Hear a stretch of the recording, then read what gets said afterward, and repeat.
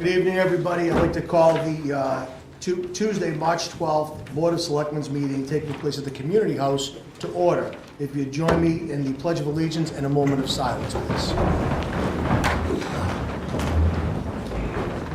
I pledge allegiance to the flag of the United States of America, and to the republic for which it stands, one nation, under God, indivisible, with liberty and justice for all.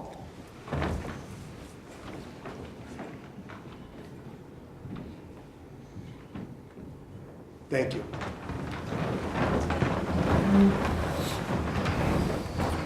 All right, so we're going to, first of all, let me just say that Sarah is not able to join us tonight. She had a family emergency that she put us at liberty to say that was the reason why. We wish her well and hope everything works out well for her. So we wish her family well. We're going to go into public comment period, but what I will ask is that any comments that anyone may have with respect to the marine fueling station be held till we get to that point in the evening, which will be about 7 o'clock. And then you can bring forward any issues, any comments, questions that you have at that point. Okay? Hang on, Toby, 1 second. I got you. Other than that, I don't have anything else, and I guess we'll get right to it. Public comment? Toby, if you just, yeah, right here, please. To Congress. Dear. It's okay, don't pick it up. I don't. No, you don't have to pick it up. You don't have to do that for Just, it's like there you go. Okay. It'll pick you up. Okay. Go ahead. Thank you. Toby Arsenian, 95 Granite Street. I wrote your board a letter on the 8th of February, stamped in on the 11th, and I've still received no reply. I considered, here's the letter, reading it to you, but I'll spare you that and try and paraphrase it instead. I'm concerned about grants and the grant writer. You're very much in favor of getting the grant writer and very eager to get grants. I see, various problems with the grant writer and the grants. One would be that although it's always presented as free money, of course it's no such thing. It's tax money, yours, mine, all of ours. Of course, if we don't get it, somebody else does. There's another thing that's very much against the grants, and that is that the ones that don't require matching funds aren't going to go anywhere near a town meeting, so it's only a department head and your board that decides that this is something that the town wants, and the voters have no say in the matter. And it might turn out that whatever was being acquired, goods or services, was something the voters didn't want.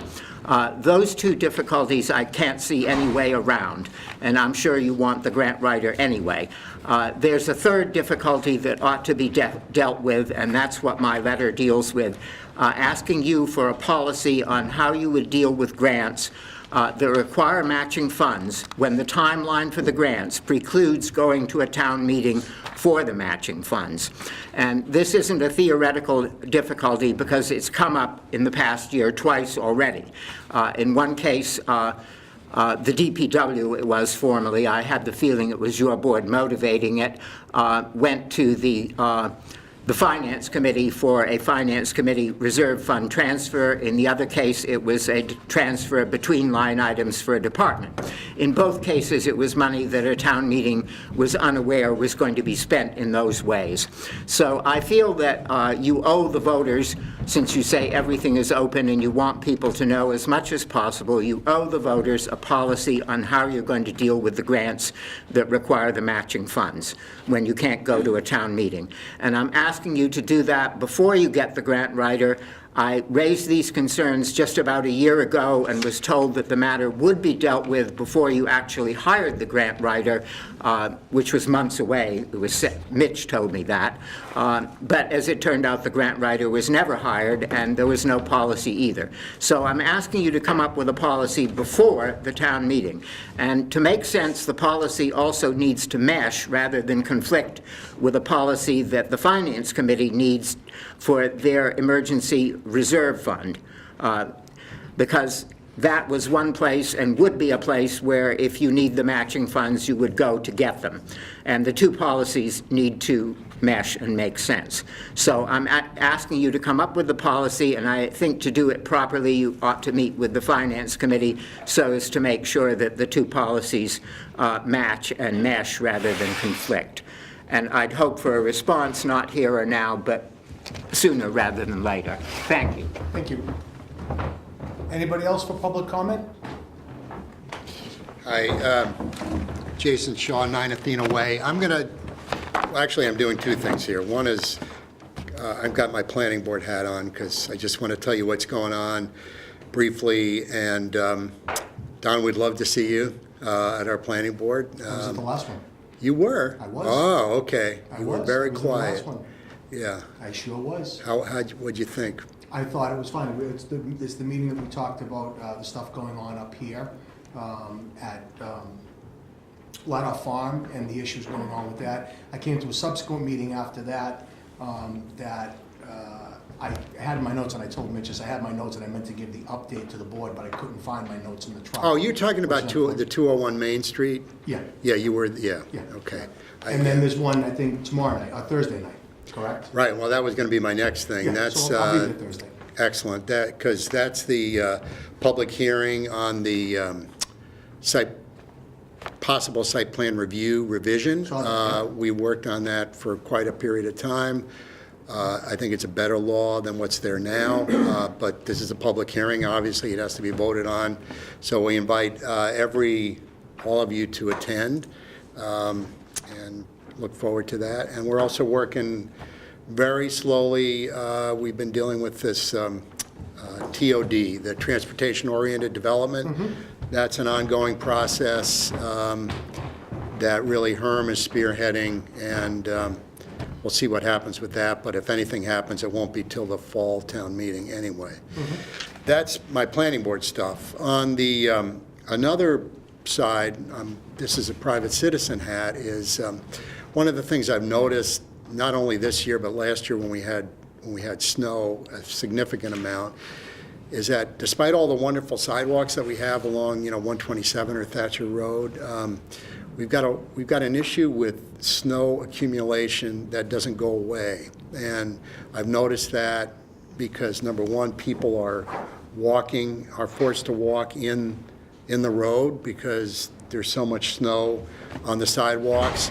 And I've also noticed the driving through the downtown Rockport, it's like a checkerboard. One house will have their snow removed, and another house next door on the sidewalk, it won't be removed. So effectively what that does is it prevents someone from using the sidewalk at all.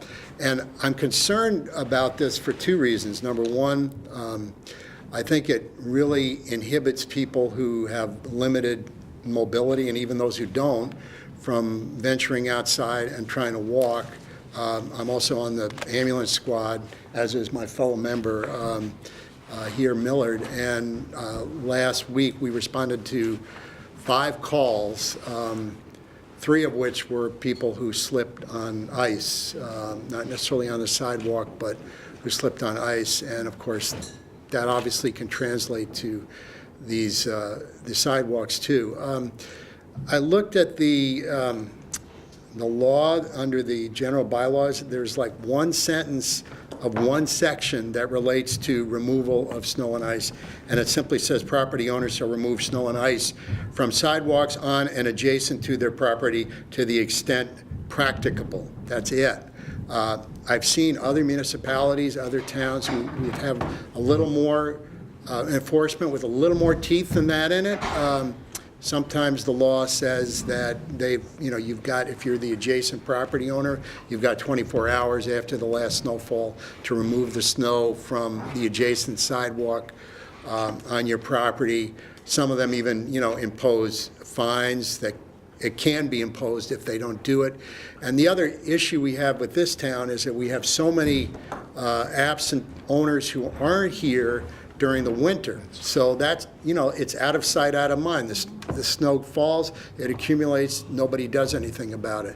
So my you know, it's starting to melt now, a lot of it's gone, so it's out of sight, out of mind, you know, no one thinks about it, but two things I think we need to do, and I'm not saying you do this, I'm saying I'd be willing to participate in this, is number one, I think this bylaw needs to be rewritten and be a little more specific.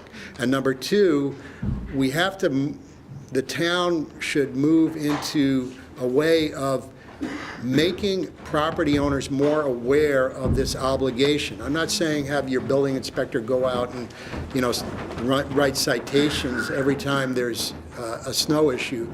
But let's say, for example, I was just thinking about this on the way here, we've got tax bills that go out twice a year. Put a notice in the tax bill, say, you know, especially the one that's in the fall, you know, you've got to remove your snow and ice, citing to the section of law. Put something in the paper, in the, you know, the local paper, put a notice in about removal. And that will raise public awareness. And then beyond that, if someone has a problem, you know, let them complain to the town, to the building inspector, and if needed, that homeowner or property owner can be cited, warned, and then if that warning doesn't work, perhaps cited. That's what I'm looking at. Yeah, I agree with what you've said, and we've looked at it, and we've talked to the chief. I think one of the things, and this comes back to the winter parking ban as well, is the enforcement mechanism, because if people feel like things are not going to be enforced, then that's it. Now, what I don't like and what I'm not a fan of are punitive damages to people in town, because I just don't think it's a great thing to do. However, sometimes it's necessary, and it sends a message, and hopefully it's a one-time occurrence where you can send that message to let people know. Now, I will say that the DPW is very good about clearing the sidewalks to get to schools. I mean, we get messages all the time about doing that, but that's just one section of town. That doesn't address everybody. So I completely agree with what you're saying. We need to find the best way to address it. I think a bylaw change is definitely one of those, but a bylaw change that also has some teeth to it as well. Right. Well, here's the thing, and here's the other question I have, is where does the and this is maybe has to be answered by the DPW, where does their responsibility, if they have one, start, and where does it end?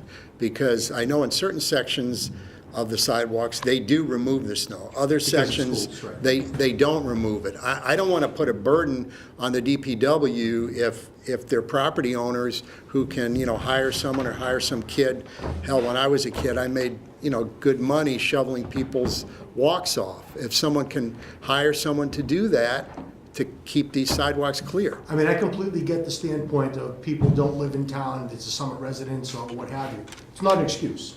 It's not one that I'm willing to accept, because you own the property, you're responsible for things, even in your absence, things have to be done. So, but I think we absolutely take that under advisement, formulate a plan. I would be happy to work with you personally on that, to try to come up with some of the bylaw language. I've already spoken to the chief, I know other members have as well, because it's a concern that a lot of us have had. And especially after seeing it. Exactly, and I agree with that. Yeah. So, but I believe at the onset of this, part of the solution lies in the enforcement, and then after that, hopefully it will comply and it just falls into place. So what can I do to get the snowball rolling? You can talk to me after the meeting. How's Okay, that? I'll You can talk do to you. that after the meeting, I and you won't and be. I'm done with the meeting now, but I'll definitely be in touch with you. You have my okay? contact info, correct? Yeah. Okay, that's great. I think I do. Yeah. Yep. If not, I'll Okay. make sure you have it, and call me, and that's something I'd be happy to work with you on. It's not a problem. Sounds good. We can Thank you very collaborate. much. Yeah, no problem. Okay. Thank you. Thank you. Anybody else for public comment? No? Okay. Let's move on to the seasonal alcohol license hearing, Top Dog of Rockport. Is there a motion? And we have, let me just get to this real quick, I'm sorry. I'm gonna read. Okay. Yeah. So, open it first. There we go. I love protocol. Is there a motion to open the meeting? I move that the Board of Selectmen open a public hearing on the application of Top Dog of Rockport, Inc. for a seasonal license to sell wine and malt beverages. Second? Motion been made and seconded. Any further discussion? Okay. With respect to, we vote on this now, right? Okay.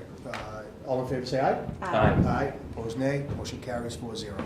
The notice as it appeared in the Gloucester Times on February 26, 2019, Town of Rockport Board of Selectmen public hearing, pardon me, Tuesday, March 12, 2019, 6:10 PM, Rockport Community House, first floor, 58 Broadway, to discuss the application for Top Dog of Rockport, Inc., period, 2 Doyle's Cove Road, for a seasonal license to sell wine and malt beverages. Board of Selectmen, Sarah J. Wilkinson, Chairperson, Gloucester Times, 2/26/19.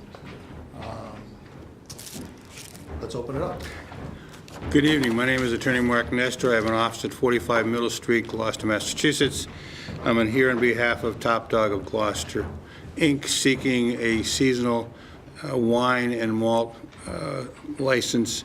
Essentially, my client, Laurie Russell, owns Top Dog of Rockport, Inc., has been coming up for a number of years, fell in love with the restaurant and discovered it was being on the market for sale, and she jumped immediately, and so she purchased it back in December. She's been working on it since. She has a manager, Elizabeth Rosenberg, who I attached her resume to the application, who's been in the food service for about 35 years. At this point, if it ain't broke, don't fix it. She's essentially at this point looking to do the same thing Top Dog was doing before for the prior owners for approximately 16 years. They're making no changes. They're doing the same thing on the seasonal. And I'm very happy because I've been a frequent flyer to Top Dog, so I'm glad it's staying open. Are they paying you in hot dogs? I would love it, but my wife would say no. Ruin everything. I know, just, but they have clams. I'm going to try to bribe her with the clams. I think they won an award.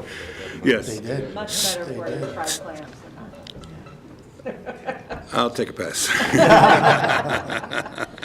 I actually have an important question. Yes. Are they still going to give hot dogs to dogs? First question out of the box, I get stumped. I will strongly recommend that they give hot dogs to dogs. Thank you very much. Sorry. I didn't know they did that. Yeah, if you go down there with your dog, you get day old hot dogs. Yeah. The canines will be very happy, I'm sure. I'm sure my client would have no problem doling out used hot dogs for dogs, if that's the will of the board. You know, again, essentially, she's keeping most of the staff that's already there. She had the Board of Health food officer there, did an inspection, I believe, 2 weeks ago, which passed. We've given the documentation to the fog inspector. He's happy with the documentation we provided him. Talked to Joe Guzzo, the plumbing inspector. He's happy with what's going on. And again, initially, it's like, it's going to be the same thing. For the most part, you're going to see the same people serving the same products. At least for the first year, she's going to go slow, and, you know, I guess, again, as I said, if it's don't broke, don't fix it, and, you know, everybody seemed to like the place as it was. I got lured from Gloucester to come to see it, so that's essentially that. We've got some tips certified already. Others will be recertifying as tips. And I think it's going to be a great idea. It's been an icon of, as I understand, from Rockport since about 2001, so we're just going to keep the same system. You said that you anticipate keeping things the same. At least initially, it's the same menu. You know, that's what they're on. I mean, I don't know whether they're going to tweak it. I suspect every new owner, every new Well, I'm only cook. talking in the context of alcohol. I mean, No, what they do with food is... no. It's just the same seasonal wine and malt that the Lucas had for a number of years they had it. So when he proposed changes, obviously, that would affect the license or could affect it, obviously, you brought that Obviously. first before. I mean, it's a seasonal place, and those kind of places are really only devotees of beer and wine anyway. People don't really go to a place like that to have hard liquor. And it's clearly a seasonal venture. She's looking from late March till November to be open, essentially the same hours. And everybody, I'm sorry, one second. Everybody's read the alcohol regulations, the owners, managers who need to, and they're all willingly complying with those Yes. measures. Is that Yes, correct? yes, and when I've given her a set to have everybody read and re-sign. So I'm going to get something from them saying they've verified they've read all the regulations. One of the things, the issues that we had, because we actually went around on the bar tour a couple of years ago, and one of the infractions that we found that's very easily remedied is just making sure that your permit's posted. Right. And they're in a conspicuous place. So I've been in there before, and I know they were before. I just want to make sure that continues. That's an important. That's an easy thing to do. I'm the commander of the American Legion in Gloucester, so I know the routines of what you have to have up, the insurances, the whole 9 yards laid out. And as I said, most of the employees are employees that were there from before, so there's no real change of who's going to be there operating. And Scott Lucas has graciously agreed that he will be there for the first month, kind of letting us test drive of the operation and, and using his wealth of experience to see if there's any tweaks that need to be made. What's the plan for alcohol as far as taking it off premises? Because there was an issue with that, I think, once. How will it be served, and how will you be able to differentiate? It's still going to be on the site. They're going to use the same kind of shatterproof plastic pint glass they used before in the wine and single-serve bottles. And it is clearly that my client does not want it to go off-site. We've got the little grate in the back, so we can kind of keep control, and it's not a very big place, and not a very large area outside, so clearly you can keep an eye out when the number of employees and if somebody goes walking, we're going to grab them. Last thing I want is people walking down the street, crowded street, swigging beer. Neither do they. So they don't want that either, so that's good. Denise, I don't want to be good friends with him. You said, Mr. Nestor, that the hours are going to be essentially the same? Essential thing, I think they're looking at March and early June of 11 to 7, and then kicking up to 11 to 9, and then bring it back down in September to November to 11 to 7. And do you know if those have been the hours in the past? Yes. Okay. And then there are a few events during the year where we ask the restaurants to stay open a little bit later. And I know we talked about this with My Place. Do you recall, Mitch? 4th of July. 4th of July. And the fireworks The night. general hours across the board for this are 7 a.m. to 11:30 p.m., April 1st to January 15th. Okay, so it's covered in the license. So if they could stay open later Yeah, on those nights. my clients are clearly interested in getting involved with the community and Yeah. cooperating in the community. So clearly the special events, I'm not sure how many hot dogs I'm going to sell at 10:30 at night, but on a night like that, I tell you, This that's is the true, go-to too. place. That's the go-to place, so that's, all right, good. Ruthie? No questions? Nothing? Murph? Oh, well, good. So it sounds like it's going to be a good fit for Rockport. Yeah. Yeah. it's been good for 17 years that I'm aware, but I don't see any changes. Excellent. If it ain't broke, don't fix it. That's right. That's the way to go. All right, good. Anything else? I have nothing. If you have any questions from the board?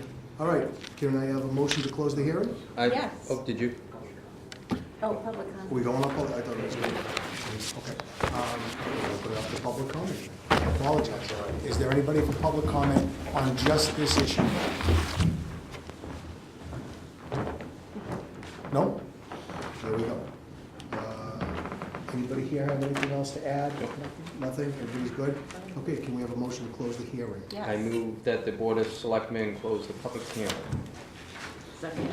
Motion been made and seconded. All in favor, say, any further discussion? Yeah. All in favor, say aye. Aye. Opposed, nay. Motion carries. Hearing is now closed. Now we will move on to the approval, potentially, of the Top Dog of Rockport's application for a license. Is there a motion? Yes. I move that the Board of Selectmen approve Top Dog of Rockport Inc.'s application for a seasonal license to sell wine and malt beverages at Top Dog at 2 Doyle's Cove Road. Second. Motion's been made and seconded. Any further discussion here? No. Hearing none. All in favor, say aye. Aye. Opposed, nay. Motion carries.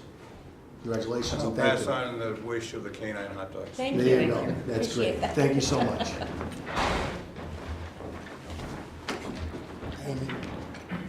All right, let's move on to the interview of Aaron O'Connell as an associate member of the Zoning Board of Appeals. I move to nominate Aaron O'Connell as an associate member of the Zoning Board of Appeals for a term to expire June 30th, 2020. Second? Motion been made and seconded. Aaron? Hi. There you are, right there. Why don't you tell us about yourself? Tell everybody else so we all know what's going on. Sure. Okay. Well, good evening. My name's Erin O'Connell. I live at 4 Blueberry Lane in Rockport. I've been a resident for almost 12 years now. I graduated from Maine Maritime Academy in My son Maine. goes there. Oh, really? He does. That's great. What year is he in? He's freshman year, second semester. Oh, so he's a plebe. That's Yeah. tough. Okay. He's non-reg. Okay. Okay. I was as well. I graduated with a degree in international business and logistics, and for probably 8 of those 11 years of residency, I was on a beeline out of Rockport every day. You know, it was just in the rear view. And then I had children here, and I really fell in love with this town. There were just so many little things that added up to make it a place that I want to live for a very, very long time. So in that process, there's a lot of things that I think I want to preserve as is, and also to just bring a little common sense to some different buildings in town, or sheds, or variances that people are asking for in terms of setbacks, like just taking each project under consideration that people bring to the Zoning Board of Appeals and apply that common sense attitude to it, instead of just being like a Sunday coffee talk, you know, at Brothers Brew, like really having Where an business effect. is really conducted. Yeah, and it you know, it really is. So I really do want to become a part of town government, and I think that the Zoning Board of Appeals would be a great start to that. Perfect. Well, that's great. Questions from the board? No, great resume. Thank you. Yeah, great resume, great neighbor. Yeah. I guess, you know, the zoning board of appeals, it's complicated stuff, and I see you have some colleagues here Veterans. lurking in the. And it's, you know, I like the way you take on the sort of associate members to give them a chance to kind of understand Verse themselves the in the, bylaws, yeah, and agreed. it seems like a really good approach to doing things, so thank you for stepping forward.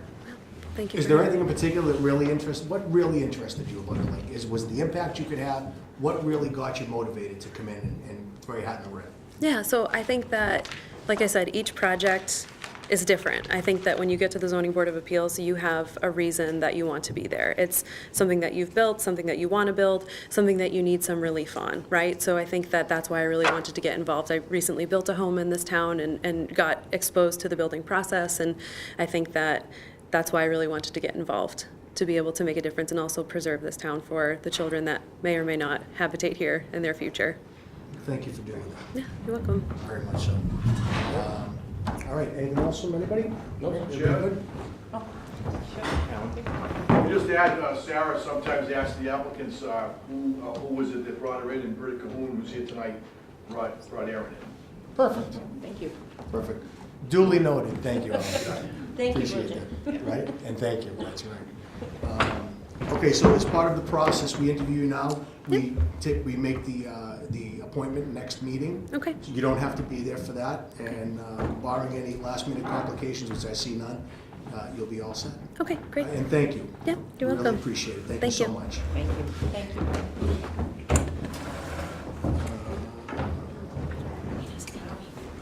Did we vote on that? We did. Okay, you've heard the motion. All in favor, say aye. Aye. Opposed, nay. Motion carries 4-0. Thank you. All right. Now, we are going to move on to the certificate of appreciation for retired forest fire deputy warden Jerry Beck. Jerry, why don't you come on up? Come on. Linda. And Ruth, Selectman George is going to say Have a a few seat right words. there. Have a seat, You and Linda, have a seat. please. Because Linda's in this too. It's a dual thing. If it wasn't for her, you wouldn't be on so long. That's right, she did all the work.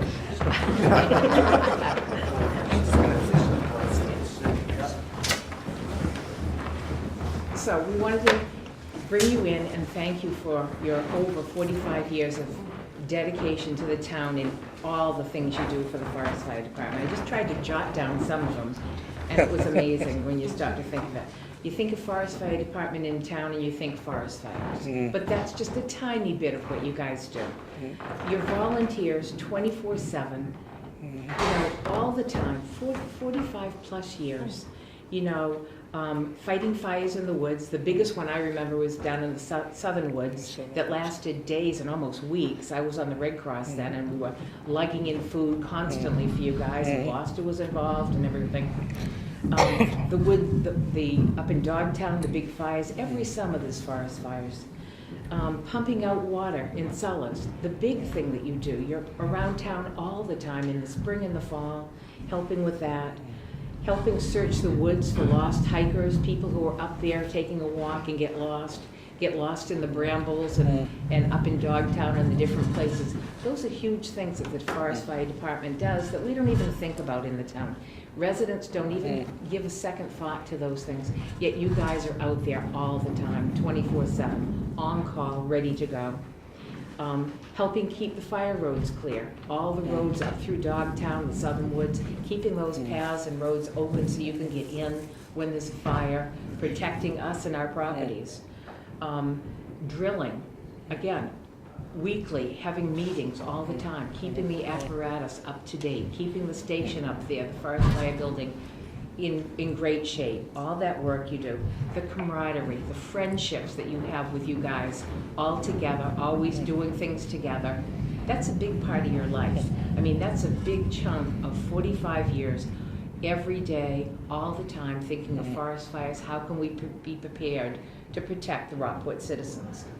And especially time away from your family and different things that you miss. I'm sure there have been a lot of things over the years, cookouts, family outings, that you haven't been able to attend because you've been busy in the woods fighting a fire in the summer or the spring or the fall.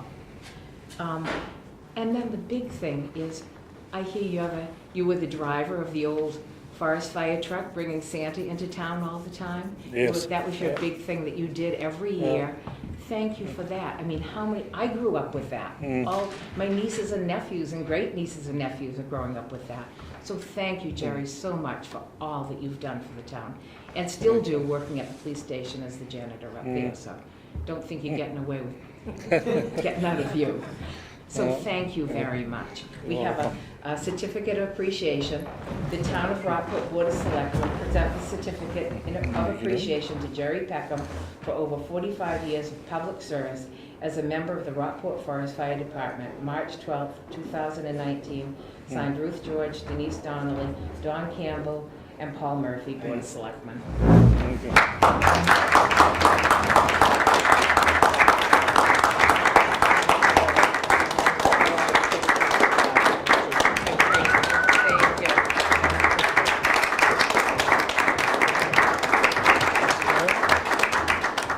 Say I wouldn't make it. Great job. Thank you. Thank you very much. Thank you very much for it. Yeah. Thank you so much. Sure.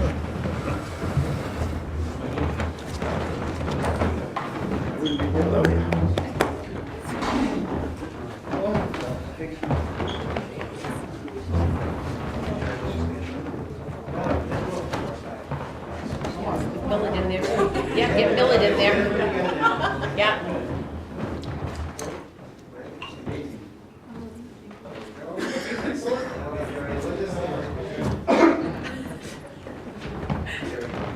Great, thank you. Thank you.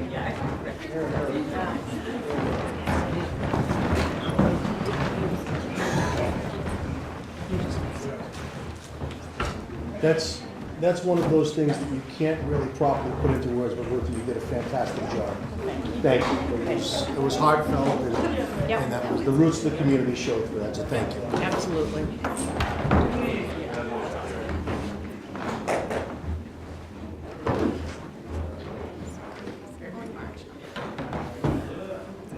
Okay. Just want to make sure they have enough. All right. Let's move on to the approval of minutes of February 26, 2019. Is there a motion? There is. I move that the board approve the minutes of February 26, 2019. Seconded? Motion been made and seconded. Any additions, subtractions, changes? Nothing? Once again, a stellar job. Good job, Eileen. Thank you. All in favor, say aye. Aye. Aye. Opposed, nay? Oh, I wasn't there. I was not here. Aye. That would be 3 ayes, 1 abstention. Thank you very much. And now we'll go to selectmen and town administrator updates and liaison reports. Mitch, want to start with you? Certainly, Mr. Chair. March 26th, the next full regular meeting, we confirmed that Senator Carr and Representative Ferrante will be joining us. Excellent. That's Got some final awesome. confirmation on that. So we have the list of topics from the last time that we'll share with them. And certainly if there's anything that the board has, if you could please let us know by sometime next week so we can get it to them in time to prepare for the meeting. But as of right now, they're both booked and will be here at that meeting. That's awesome. Great. On April 1st in Waltham, the town is being recognized at National Grid as part of the Green Community program, one of the incentive programs we've been working with them on. I believe Mr. Tobin is going to be attending. I'm unable to attend that day, so I'm hoping that a member of the board could join Bill, or a couple members of the board if anybody's available. So if you could just check your schedule, if anybody is around, it's from 11 to 12:30 in Waltham, National Grid in Waltham. So I think I'm good. okay. I think I'm okay, so I should be able to get there. That's fine. I'll get specifics from you. Any other members able to attend? I am not sure. Certainly let me know. We've RSVP'd, people, we'll give them some specifics probably at the end of the week. If anybody is available, that'd be great. Okay. Perfect. Thank you. And that's it for the moment, Mr. Chair. That's all I have. Thank you, Mitch. Ruthie? I attended the DPW Board of Commissioners meeting last Wednesday, was it? Mm-hmm. And they had a meeting of stickers and things of the dump fees. As after the open meeting, it was decided at the meeting that the bag fees will stay the same, the price of the bags, but the sticker price will go down $10 to buy the stickers for regular residents and for senior citizens. Both will go down $10. So that's good news. That shows all the, really hard work of the new system that we have, and that everyone's doing it. Less trash is going into the landfill, less stuff is being deposited, more recycling is being done, so it's doing a good job. So that's great to report. Good. Thank you. Any more? No? Well, you're busy in town, I know that, so you I have am. a lot of stuff going on. That's good. Denise? If I Yep. could just elaborate, I stopped in at the DPW hearing after the school committee last Wednesday, and I think it's not just less trash, it's 25% reduction Right. in solid waste, which is absolutely phenomenal From the previous year? from the previous Okay. year over Yeah. year. So people should be really pleased about that. That is a huge reduction in solid waste. And the DPW commissioners are recognizing that by reducing the sticker fees. Did they say what it's attributable to, whether it's a reduction, because people are still doing what they do, are they recycling more, like what is going on? Have they So noticed? they're recycling more. Recycling more, and they also figure that there were a lot of people who were kind of cheating the system and throwing other trash in the landfill from other areas, from Gloucester or whatever. So it's really curbing that, and people are recycling much more. Do they feel like they've made a dent in the problem of trash coming in from out of town? Absolutely. They feel like they Absolutely. made a big dent in that? Good. I That's know when you go to the trail and you look down, it's like 11 o'clock, 12 o'clock on a Saturday, it's all blue bags. Oh, Oh, yeah, yeah, it's working. That's great.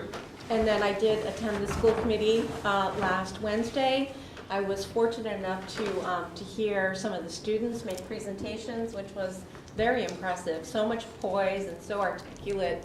To speak in front of a group of adults like that, I think I could never have done that at that age. So they were very, very impressive.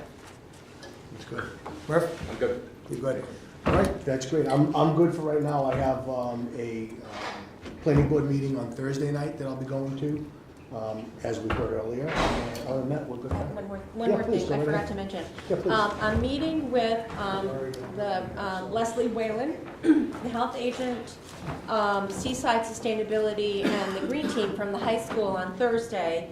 And we're going to talk about, now that the plastic bag stir ban is in effect, kind of where do we go from here as a town? And really think about kind of what's the next step in terms of addressing the preponderance of plastic that gets tossed away. So maybe that too will have an effect on solid waste, but we'll be discussing that, so more to come. Hopefully the plastic bags that would fly all over the place, that's not a problem. Get Yeah. mitigated. Just stuck in the trees. Yeah, exactly. Dump kites. All right, we're good. Anything else anybody wants to add? We good? Okay, great. We're gonna move on to the action list. And we'll start with the appointment of Nathan Ives as a member of the Rights of Way Committee. Is there a motion? Yes, I move that the Board of Selectmen appoint Nathan Ives as a member of the Rights and Way Committee for a term to expire on June 30th, 2022. Seconded. Motion been made and seconded. We had the interview. We're all set. This is the I appointment. will add that Nathan Please. Ives was my first friend in this world. And I don't remember what I had for breakfast this morning, but I do know that today's his birthday. Oh, happy Happy birthday to birthday. Nathan. There you go. And it was Cheerios.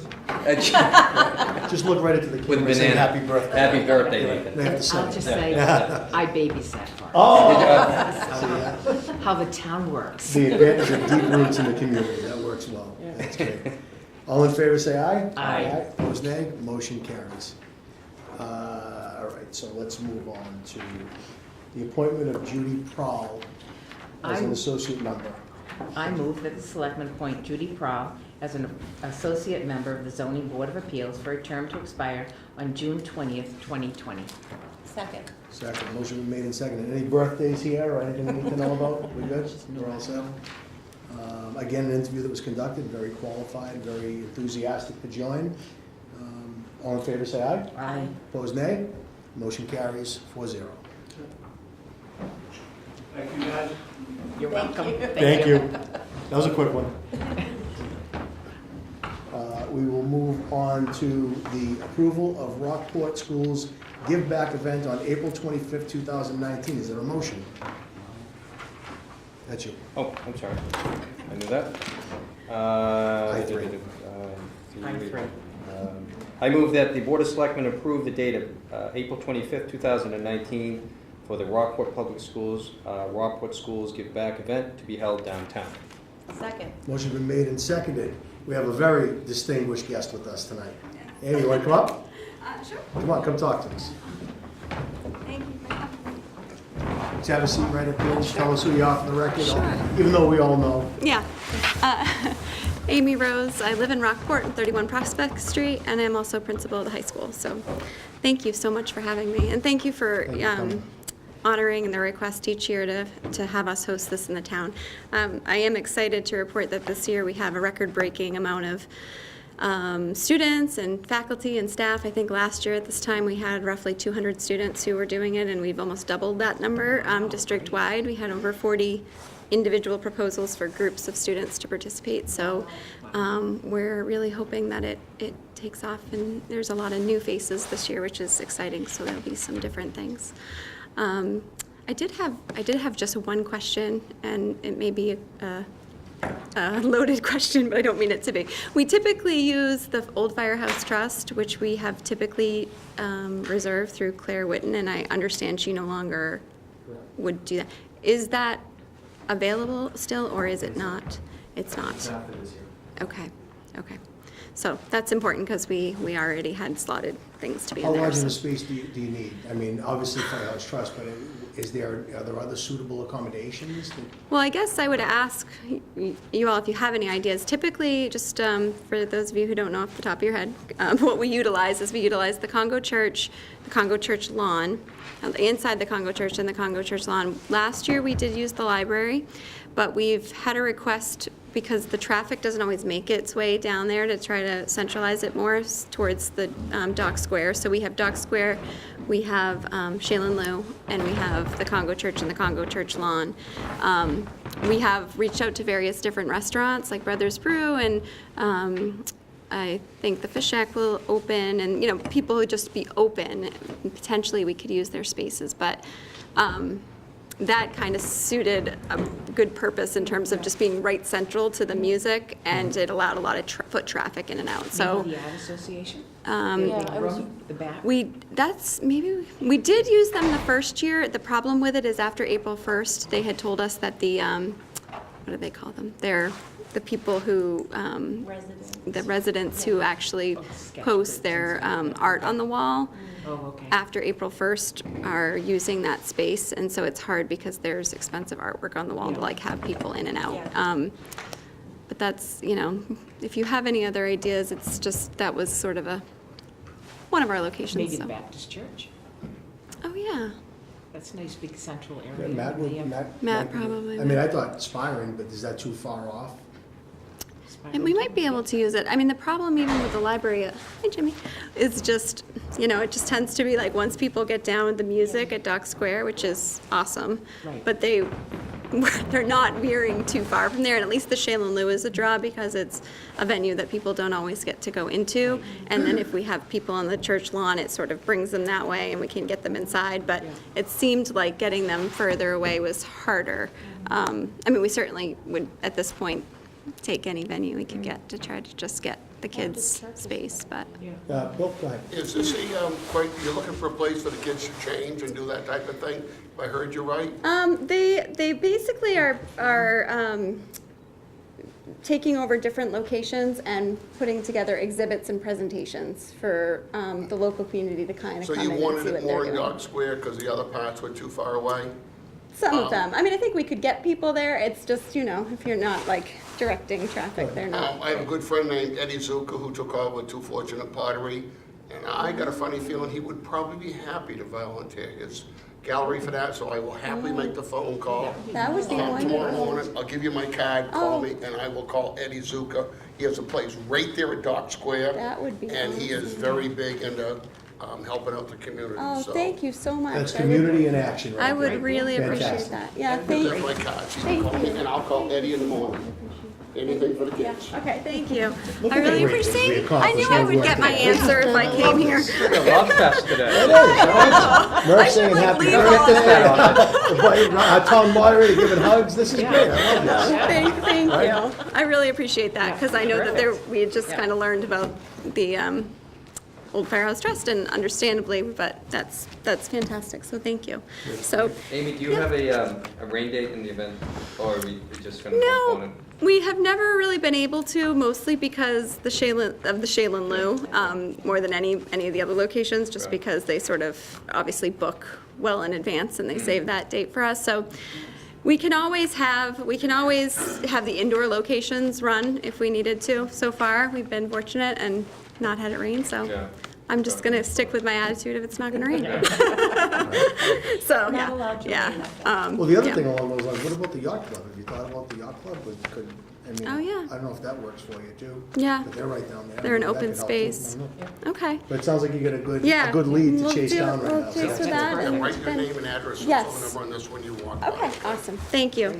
Yeah, so that's wonderful. And just as we have in the past, I would assume I would work with John Horvath to just, they don't close off the whole street, but they usually have a police presence just in front of the Blue Lobster. And the only other question I had is the first year I ran around and had everybody sign for the students that take over the Dock Square to do the music. Hi, Jimmy. Last year, you so generously said that I didn't have to do that, and that I could just fill out one permit for the group, and that would suffice. I don't know. I don't see a problem What with that. the- Is that an issue? If there's no objection, No, I don't know what should I'll be. offer a modified motion for a member to consider. Sure. Perfect. Yep. That would be wonderful. So is there just, Mitch, is there one form or something that I should just fill in for the date, I or? would say, touch base with Deb tomorrow. Okay. Probably gonna do exactly what you did last year. Okay, perfect. That's great. That's That very work for helpful. you? Yes, that's very helpful. All right, good. I don't mind, but the first year, say, my daughter and I ran around to all the locations, and then we still missed people, so that was really helpful last year to have that, so. Anything from the board? Any questions here? It's awesome. Can't wait. Good. It's what makes Rockport Rockport, Yeah. things like this. There's a lot of other things, but it absolutely does. Yeah. Well, thank you again for your support of it. We really appreciate it. We hope to Thanks, see you Amy. down there. So Thank you, Amy. Yeah, Thank you so thank much. you. That's great. All right, so you have heard the motion. All in favor, say, do we have a modified motion? I'll offer a second motion to consider. All right, so we'll take this one. So you've heard the motion. All in favor, say aye. Aye. Aye. Opposed, nay. Motion carries 4-0. Mitch? Mr. Chair, I would offer that for a member to so move that the board allow the Rockport Schools Give Back event to only have a single application for the street performer policy. So moved. So moved. Is there a second? Motion been made and seconded. Any further discussion? No. All in favor, say aye. Aye. Opposed, nay. Motion carries. Amy still here? Did she leave? Yes. All set, Amy? Thank you so much. Yep. One application is Thank you, fine. everyone. Thank you. Okay, so we are going to move on to the general notice of lease for Long Beach. Say that 10 times fast. Is there a motion? I move that the Board of Selectmen sign a general notice of lease with the lessees at 104 Long Beach, 114 Long Beach, and 134 Long Beach. Seconded. Motion's been made and seconded. Toby, you had asked for clarification on this, correct? Yes. Mitch, if you wouldn't mind, you want to jump in, you can take Certainly, this. Mr. Chair, so this is the tail end of basically the extremely long list of properties from last week. It's approving the notice of lease that will be filed at the Registry of Deeds, basically codifying the right of first refusal to purchase the land should the town actually sell it at any point, as the board agreed to previously with itself. Toby, does that meet your specifications? Actually not. I wrote the board a letter after you had town council in the last time, which is now many months ago. Sarah Wilkinson, who was chairing the meeting, told me that the questions I had would be answered, and I got them down on paper months later. And I'm not wishing to harass Mitch, who is endlessly busy, but I still haven't got the answers to the questions, which related to, if you're going to give them right of first refusal, does that mean that we can't auction off the properties and then give them the chance to match the high bids?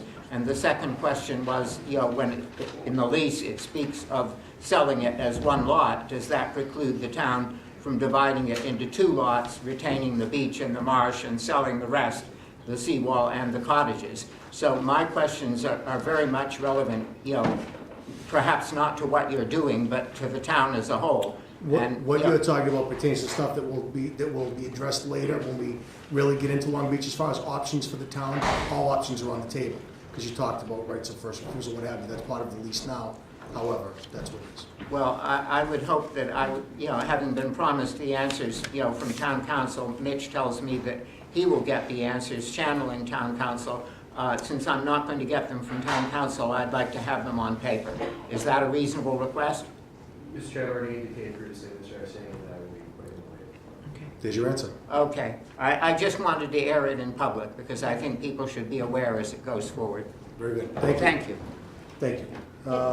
Mr. Chairman? Yes, please, absolutely. Just for the record, there is no plan at the moment to sell anything. No So, just All so that's options are on the clear. table. That's why I said that.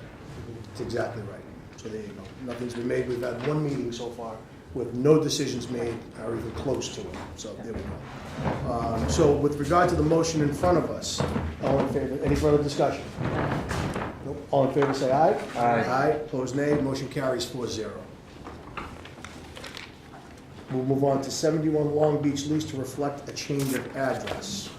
I move that the board approve and sign a lease for 71 Long Beach with Barbara B. Tufts, trustee of the Barbara B. Tufts 1986 Trust of 21 Crescent Street, apartment 352, Wakefield, Massachusetts, to reflect a change of address. Second? Motion's been made and seconded. Any further discussion on this? Nope. All in favor, say aye. Aye. Opposed, nay. 4-0. And our last item on the action list, the additional meeting on March 19th. I move that the Board of Selectmen schedule an additional meeting for Tuesday, March 19th, 2019. Second. Motion's been made and seconded. This meeting is to start the discussions on town administrator contract, correct? And process. Correct. The 3 primary items, Mr. Chair, at this time, the determination on the town administrative process, approving the articles for the warrant, and approving a comment letter in the open space and recreation. Maybe other items, but those are the 3 significant ones. That are on for it. Good, very good. Everybody knows about, everybody good with that? Meeting time, everything's fine? Perfect. So March 19th it is. Any further discussion? Nope. All in favor say aye. Aye. Aye. Opposed, nay. Motion carries. We are about, and that concludes the action list for tonight.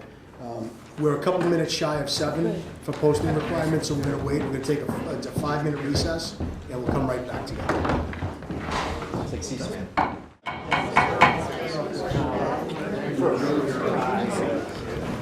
All right, folks, we're going to get started here.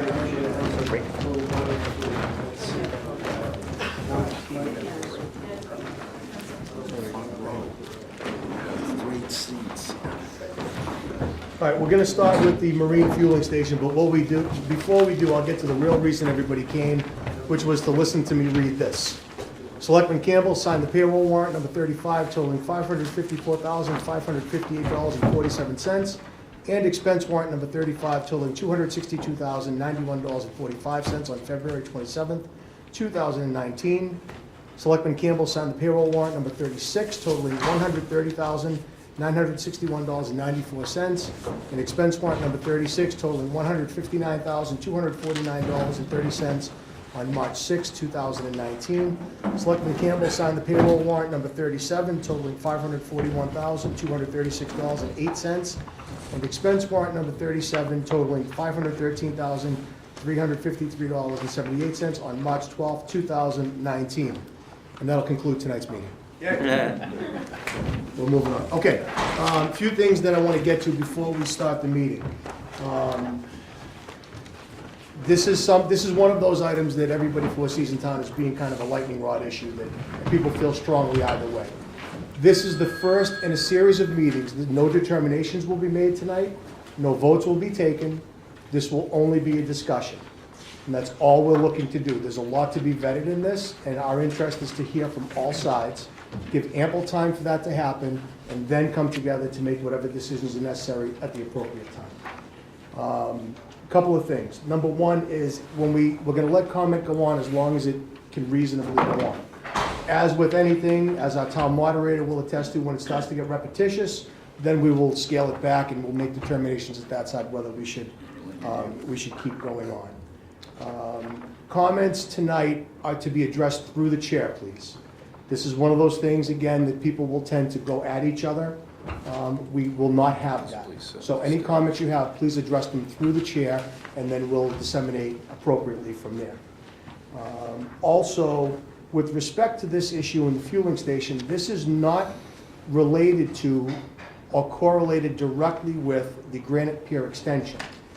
In its final product, perhaps it could take on that form, but these should be looked at tonight to be mutually exclusive of each other unless it's determined that it makes sense to combine the projects and move on from there. So please address just the issue tonight, which is the fueling station and things of that nature. We have a lot of different representation here from different town boards and departments. We have the harbor masters, we have police, we have fire. We have most of the committees in town who have kind of stake in the game on this. And we want to hear from everybody because those voices are paramount in forming our decision, as are the voices of just concerned citizens. So everybody holds an equal stake in this. So if we can treat each other respectfully, then we can make progress here. And with that said, we will open it up on the marine fueling station. Who wants to open it up? Anybody here want to jump in on that? This is kind of what's our jumping off point here, I guess? Mitch, any suggestions here? Mr. Chair, I would suggest that the board work their way through the stakeholder groups who are present, so I would suggest that perhaps the question for the stakeholder groups could be initially their thoughts on the project, pros, cons, what feedback they'd like to offer, and then Mr. Chair, if we work through that list and then public comment after that. Perfect. I think you guys want to jump in first and kind of give your thoughts. We'll start with the. I'd be willing to, considering from the Harbor Advisory Committee. Come on up. I was going to the Harbor. That's okay. You want to jump in? Yeah, I'll be happy to. Just, yep. Come on up. Just have a seat at the table. Excuse me. So, I'm Steve Boudreau. I'm the chairman of the Harbor Advisory Committee. And I was initially the one that brought this up to the Harbor Advisory Committee. We are the only harbor and the only town that I can think of, as far as I can think of, on this coast that doesn't have fuel for the marine environment. Obviously, everybody has boats. There's roughly 66 commercial boats. There's approximately 193 pleasure boats, all that need fuel. So, where does it come from? They all use it. We have people pass by that need fuel all the time. The harbor masters would tell you that they have boats that are traveling, transiting by that run out of fuel and need fuel. Everybody needs it. So why don't we have it? Nobody knows. We just don't. There's a lot of problems that go on. People using jerry jugs, people climbing ladders with 5-gallon cans of gas, people going up and down ramps with 5-gallon cans of gas. There's gas caddies that hold 30 gallons, 40 gallons on wheels going up and down ramps.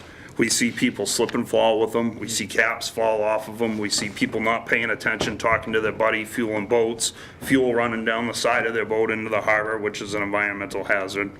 There's an awful lot of problems logistically and environmentally that go on with the way things are done now. There's also a need for revenue in this town. Now, that's sort of a second part that's purely speculation because nobody has any concrete numbers, but there is a way to possibly generate revenue for the town. Whether it goes to the harbor department or elsewhere, who knows? That's to be determined. But the main factor is that I personally feel as a commercial fisherman here in town who uses a lot of fuel that we need an avenue for this, and so does the boating community. So this is why we had brought it to you, and this is why we're here tonight. It's a big necessity in this community. We have the yacht club who uses fuel, and I feel like it's something that should be looked at or looked into. Perfect, thank you. I'm going to, thank you, Steve, I really appreciate it. You're welcome. You have a I just question? have, oh, I'm sorry, you go ahead. Go ahead, Denise. So, just a point of clarification, there is fuel at the Fisherman's Co-op, right? There is fuel, but that comes with a stipulation. You have to be a member of the Pigeon Cove Fishermen's Co-op. Right. It is not sold to outside entities. It's only sold to the members of that co-op itself. Okay. And do you know how many of the 66 commercial boats are members? There's roughly 28 maybe or so. I'm one of them myself, maybe Larry. Yeah, he's raising his hand. Yeah. Yeah, we have 32 members, they're not all active, and everybody, in reference to the question, it begs that, it is the question. Just wanted an the answer to overall that need. question. Yeah. And 31 boats, but the high end of the commercial users use the vast majority what is there. It comes out of that Okay. tank. The other 95% of the fuel that comes into town goes to commercial boats. The Pigeon Cove has 31 boats that fill approximately 20 some odd. The rest of the vessels in town are filled by trucks coming to the wharf.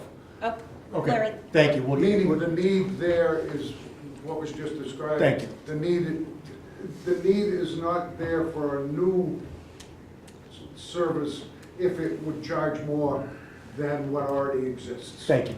Go ahead, Denise, you have something. And then, maybe this is a question not for you, Mm.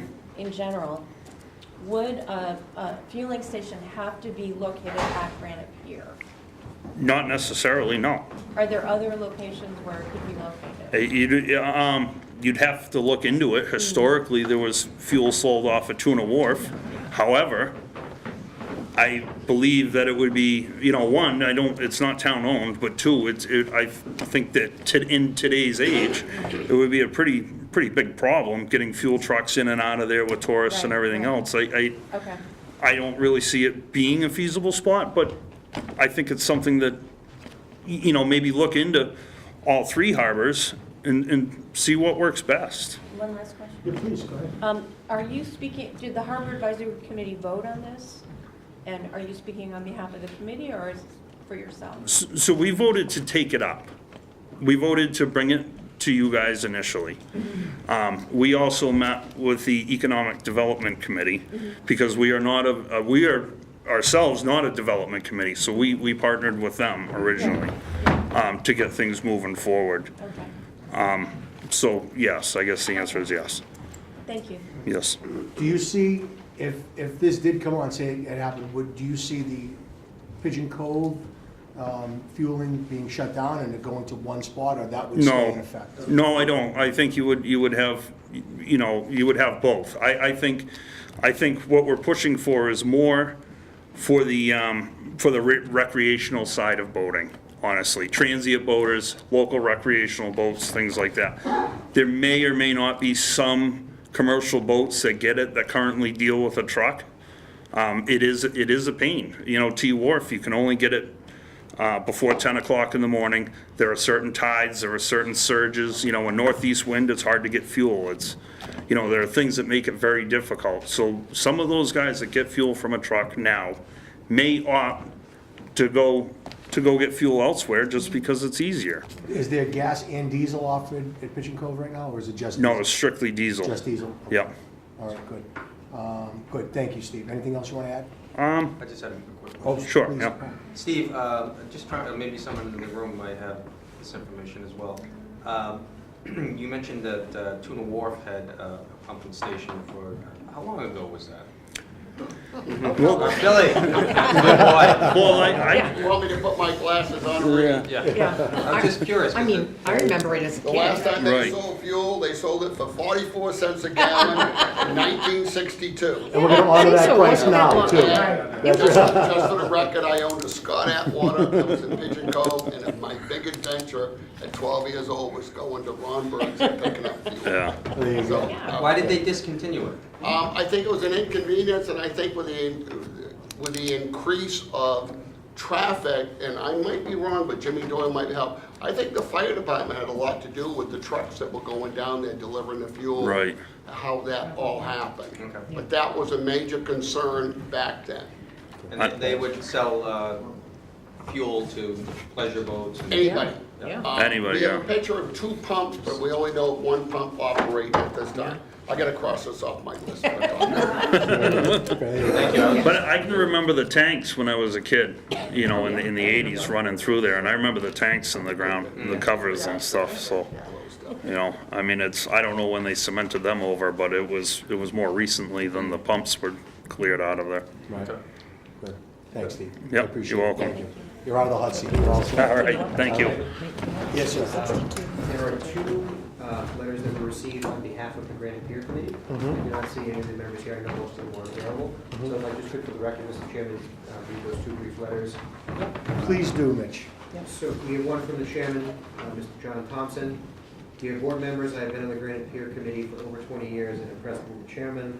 I am opposed to the sale of fuel at Granite Pier and the further commercialization of the beautiful property. The town does not deserve the liability that would come from fuel storage and does not need traffic problems when transient boats are drawn to the harbor. That's from John Thompson.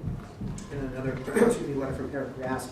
Also, But, Mitch, he's speaking for himself, not for the committee, so the correct? committee has taken the stance previously. Okay. They've taken it previously, but how well? Probably taken it 3 or 4 times recently. In the Okay. last year, I would say. Eric Rask, also on that committee, submitted a letter to your board members. I'm a longstanding member of the Granite Pier Committee. I am opposed to the sale of fuel at Granite Pier. The pier is a very picturesque and beautiful part of the town of Rockport. The primary use of the pier has been for residents to moor and launch their boats. It has been successfully administered by the Pier Committee for many years. A commercial venture other than the few lobster boats that operate out of the harbor will change the entire character of the pier. It will lose its small town community serving atmosphere. There's been no study by any qualified expert to determine the impact on the environment, marine traffic, and the location for fuel dispensing. I request that this be required before any commitment is made by the board. Further, he indicates, in his opinion, it will impact the environment from spilled fuel, it will take necessary space from the launch area, it will create traffic problems from boats waiting to gas up, it will draw larger and transient boats into the harbor, it will require attendance, it will require security and lighting, it will be a large potential liability risk for the town. And further, he requests that the letter be read into the record for this evening. Perfect. Thank you. A lot of the things that I heard on that tend to be benefits, not detriments, but that's part of the vetting process that we would all go through. So that's a good thing. I'm sorry? There was one for, too. But this was, he was just That's doing a the harbor public advisor. comment. Oh, okay. Right. Oh, okay. Granite Pier Committee. All right, so that's great here. So I guess, let's just get on the list here, I guess that's probably the easiest way, and then we'll get to public comment. I'm gonna try to keep this to, one second. Point of clarification. Oh, what is it? Larry Stepanook, member of the Harbor Advisory Committee. Just so there's no misrepresentation, our committee had voted to bring this forward as a discussion point, not as, yeah, we're going to do it. That's all we're doing. There are members, no, even though there are members that, of our committee that tried to go for community preservation funds already and get it in on this year's docket. The document that was sent out was a planning document, has my name on the bottom.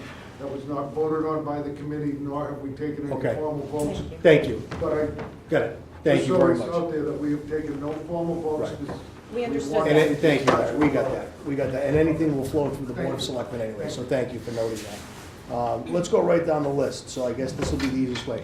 You guys are up next, Oh, boy. right? You Yeah, come tied on our- up, come sit You with tied our us. hands behind our back See by that? saying we couldn't discuss the extension portion of it. No, it's not that you can't discuss it, it's just, you can talk about it, but it's, I just wanted to be clear that the two aren't inextricably Right. tied to each other, that's all. Okay. Well, you look around at the pictures up on the wall, this is Rockport. Scott Story, Rockport Harbor. Sorry. And- Rosemary Lash, Rockport Harbor. Thank you. This is Rockport.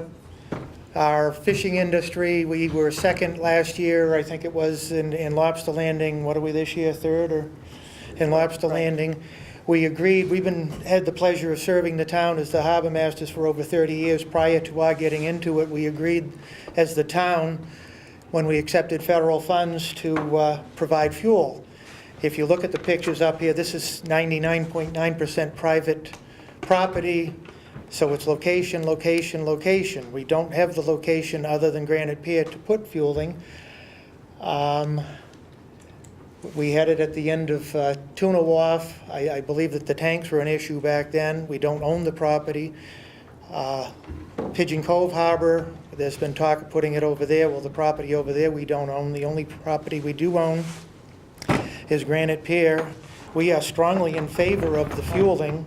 We don't believe that it can be presently put at Granite Pier without alterations. We are the ones sitting down there during the storms, and we see the water come through the pier. So it's not only location. Which we will be glad to meet with any of you to discuss. And Yes. I called you today, Yeah. and that's something Yeah. I absolutely want to take care of and go over that. Yeah. So during storms, the mouth of that harbor is right open to the water. During the no-name storm, we were down there 8:30 that night before the storm, taking all the floats out. We took the patrol boat out at 8:30 at night, put it up on the land. An hour before high tide, the boat washed down the wharf, and we had to grab it with a pickup truck and drag it down. That's years ago, and the sea level's rising. So that location, as it is no longer, is not suitable. Dollars and cents, we're looking at Granite Pier, it's beautiful, we hate to see it change, but unfortunately, we're down there during the storms, we hear the sea hitting the outside of the upper level, we're down on the lower level, the water squirts out the lower level 2-3 feet from the bottom, on the bottom level, which means that the hydraulics are going right through the center of the pier. It's going to cost the town of Rockport thousands, millions of dollars to fix this. We need to come up with a revenue stream to justify this. We were given these wharfs, and we were charged with taking care of them. The Army Corps tells us that they were mainly built to accommodate the granite industry and probably had a life of 40, 50, 60 years. We're well past that. They all need work, and we have to come up with a method to sustain it. What are the other concerns that you have about the infrastructure down there? I'm interested to hear what that's all about. Well, the waves funnel right in there, and there's, during the no-name storm, which wasn't anywhere near what we had last winter when we had the 15-foot storm surge, the water there was a foot over the lower level. So you'd have to beef that all up. The end of the wharf right now is already eroding. If you've been down there, On the top. on the top level. And like we say, there's the middle of the upper level, there's a V right in the middle where the waves and the outer ledge funnel the water right in, and it's starting to eat right through the center of the thing, which is going to take money. You think Long Beach was a issue, this is coming. So we're in favor of fuel, but Right. there are, With certain caveats. I get yes. it. I get it. Yeah, I Denise, have go ahead. some questions. Please. So what you're saying is that before we can think about a fueling station at Granite Pier, we have to rebuild Granite Pier. Is that right? We have to look at some way of sustaining Granite Pier and the rest of the wharfs in town, yes. So, in your opinion, it's premature to be thinking about a fueling station until we solve the problem of the infrastructure? Yes. Okay. Well, that's helpful. So I'd like to point something out. Hang on. Yep. That's interesting. So you don't think in the current configuration down there, it's sustainable to start an endeavor such as this? We can certainly research it, but we need to look at the infrastructure. You're going to have to put a float there to service the fuel. You can't just hang a hose over the side.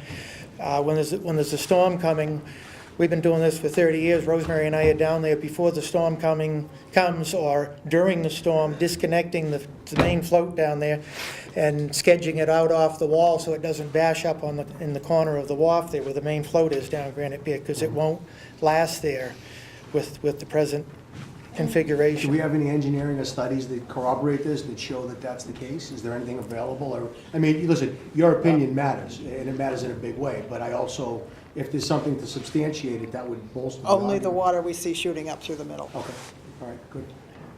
Ruthie? No, I just wonder, I mean, we've talked about town-owned land, but is there private land? Is there the yacht club? Is there some other entity that might be interested in doing fuel? Is that an option for the town? The discussion was that perhaps we could put it down the end of T Wharf.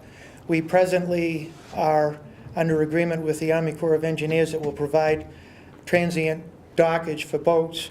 We occasionally make the mistake of putting a large pleasure boat in front of the motif, and we catch We've heard. holy heck for that. If we were to put fuel tanks down there, I don't think that we would have a warm reception, shall we say. Right, Just asking the question, I mean, Well, it's you a know. good question. Yeah, I mean, Rob Burke had it when I was a kid down on Dune Wharf, so, you know. those were in-ground, and I think that now the environmental, Jimmy can address that, the environmental constraints on placing in-ground tanks at a location like that would be a limiting factor, but we'll, Okay. perfect, thanks, good point. And I think everything needs to be explored, all Right. options. And, you know, just because you talk about something doesn't mean that you're for or against anything. You just need Absolutely. the information to make the decision, so. Yeah. Great, that was good, thank you. We're gonna hold the question, Steve, till the end. I know, okay, you're my Well, go-to guy. it's pertinent to what they're talking about. No, I get it, but we have to keep moving things along, I'm sorry. All right? Okay. Thank you very much, yes, I appreciate that, thank you. All right, going down the list, next up, Mr. Reed. Well, the DPW. Would you join us up here if you don't mind? Please. Sure. Thank you. Bruce Reed, DPW Commissioner. We have not discussed it at our meetings at all. So we don't have anything to add to it. I can tell you that FEMA's been in town looking at every one of our harbors, seawalls, and so forth, and we're looking at them all. But I don't think they're in bad as shape as maybe it was suggested. But, so that's really all I've got to say. I mean, we're interested in looking from it. Personally, I have some opinions, and I'll save those for when it's appropriate. Okay, so, but right now, the planning board, I mean, I'm sorry, the commissioners aren't prepared to opine on anything. No, we haven't. It's never, well, other than a letter to us, we've not really been part of the discussion at this point. Yeah. I know that Joe was asked to be here tonight, but he's got some issues that he had to deal with, so he isn't here. But again, the commissioners have not taken a position one way or the other. I mean, there'll be ample opportunity after this meeting. Well, that's what we thought. So you can listen to what's going on and bring it back to the commissioners. And that's exactly. You guys can talk about it and see where we go. Yep. That's good. Thank you, Bruce. Thank you very much. Planning board, who do we have up for the planning board? Anybody got? I didn't see anybody here to Nobody. Okay, we had Jason here earlier, but that's it. Sid's hiding in the back there. Thatcher Island Straightsmith, did you want to speak to this, Sid? I think, Sid Webb, North Thatcher Island Town Committee, I think we've got the same situation that Bruce just had. We have not discussed this amongst ourselves, so we have no stand on it. The only information that I think is germane to this is we use about 2,500 gallons of gasoline and 1,500 gallons of diesel a year, and that gets handled out. We pick it up at the town DPW yard and take it in jerry cans, and it gets filled at the wharf. It's doable, but it's inconvenient. So I think one of the big things you need to do is to find out how many people actually will use the fuel, separate from what they're doing now, and then get an idea of the mass that might be able to support this venture. Would you take, because you need fuel on the island also, correct? Yes. The generators and what have you. How much do you use for the island? Forget about the boats, but for the island. Well, most of the diesel goes to the island.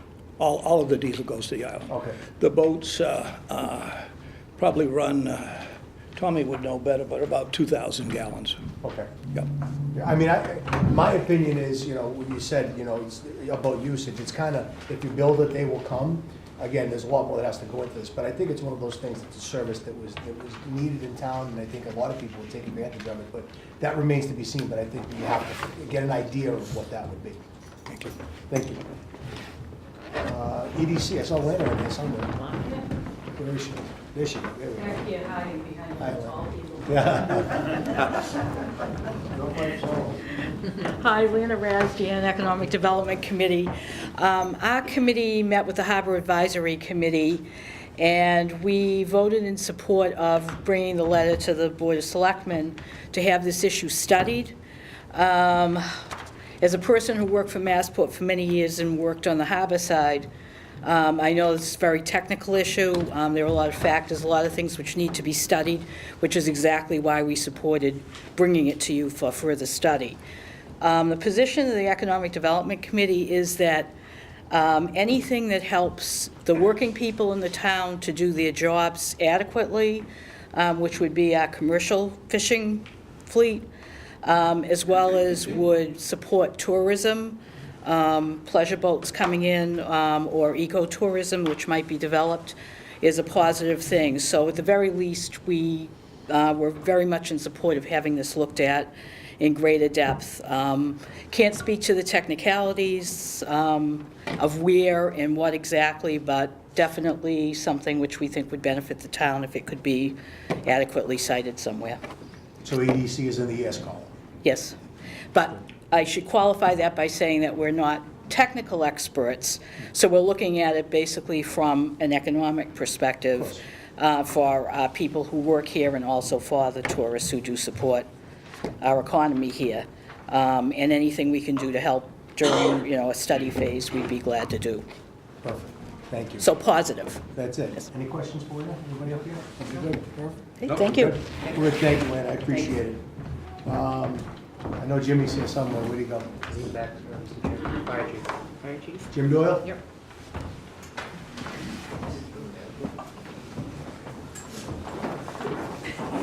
Jim Doyle, Fire Chief. The same as the other committees, we haven't really been approached by anything here.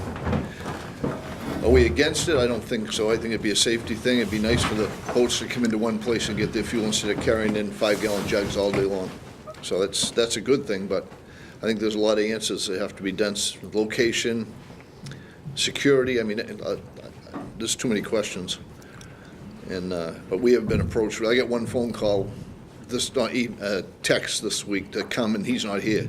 So we don't really know that much about it. I guess from a fire standpoint, what are your biggest concerns? Like, what's on your radar to make sure it's addressed that would give you the comfort level that this could proceed? Well, you got to secure state permits. You'd have the state down here. I'd bring the state fire marshal's office down here, code compliance right down, and have the whole plans laid out and let him ask questions.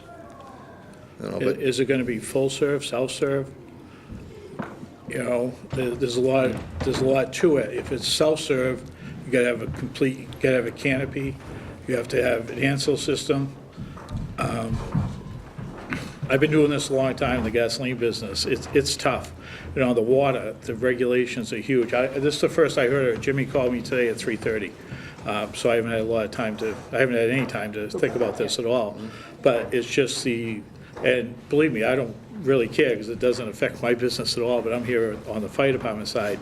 The regulations are very stringent, you know, even for what we have to go through now. I don't know how far along they've gone, what they've done. You know, it'd be great to see, you know, what some of the, you know, initial plans are and go from there, but you've got to be able to secure those tanks, you know, because nobody's going to be there to watch them. You've got to have monitors. If it's going to be above ground, I believe, you know, so you got to have above ground monitors. They got to be able to be read by somebody. You know, somebody's going to have to be in charge of that. If this is a for-profit thing on town property, you know, who's going to reap the profits of it? If it's a non-profit type of thing, just to, you know, there's so many questions here, you know. Without those questions, you can't give answers. But, you know, it's a good start. It's a great start. I've always said there should be gasoline on the water, you know, there needs to be, but, you know, it's a fine line with the cleanup costs now and everything. Walk carefully and walk slowly, you know, make sure you do it right. That's all I can say, and, you know, I can help once I know what's what. You know, I've been through all this, I've been through cleanups, I'm still in a cleanup. You know, 21E is a tough law. It's a tough law. You gotta be really, really careful. You know, you contaminate one of the most pristine pieces of property in town, be careful. That's all I'm saying. Walk slowly. Right. I mean, from my standpoint, I see this as a revenue generator for the town, not private industry. And these are just my opinions that could change. I don't, you know, I have to be presented with evidence. And also that, to me, the environmental impact is minimized to the extent that it can by having a facility like this, because when you have people who are trying to put gas in a boat, small boats, they're moving around, they're not equipped, they're doing it out of big cans and what have you, I think the spillage potential is far greater with something like that than in a controlled facility where things like this could be done. So, I mean, again, something could be presented to the contrary, but that's just my opinion out of the gate on this. Is this something the town's gonna run? It's all to be determined. Right. It's That's all what to I'm be saying. determined. Yeah. Again, nothing here is up for a Yeah. vote or anything. I mean, these are all across the country. Right. You know, it's been proven to work, but you gotta look at your cost and what the potential profit is. And I think therein lies, you know, a big piece of this puzzle is that if we're not looking to rebuild the wheel here. Other communities are already doing this. Let's reach out to them and find out what they're doing, what the benefits were, what the detriments were more than anything. We know what the benefits are. Makes things easier, the town can make a little money, what have you. But what are the detriments? Why wouldn't we do this? Doesn't mean we won't, but why shouldn't we, or what should we be careful of? That's all. You know, you can certainly make a lot more profit on a marine filling station than you can a gasoline filling station. It's, you know, whatever the market will bear, you could probably make 80, 90 cents a gallon, whereas, you know, you make 10 cents at a gas station. You gotta do a lot of gallons to make it worthwhile. Right. You know, the infrastructure alone it's gonna cost you probably, I bet you between $800,000 and $1 million to put a station in. And then you gotta staff it. Coupled with, right, exactly, coupled with the infrastructure cost that could be, I mean, a couple dollars adds up to real money after a while. It does. You know, So it has what's to your be rate of vetted return? properly. Right, That's what you have to, if you're gonna go into business, you need to look at it as a business, it's exactly right. you know, It's exactly right. so, That's good. just my 2 cents. But like I say, this is the first I heard of it today. I think it's a great idea. You got a long way to go. We do. For sure. We do, but we need the help of everybody. Yeah, obviously. yeah. So, thank you. Thank you very Yeah. much. I appreciate that. Yep, that's great. Concom, who do we have? Where is he? Dan. Dan was hiding back there too.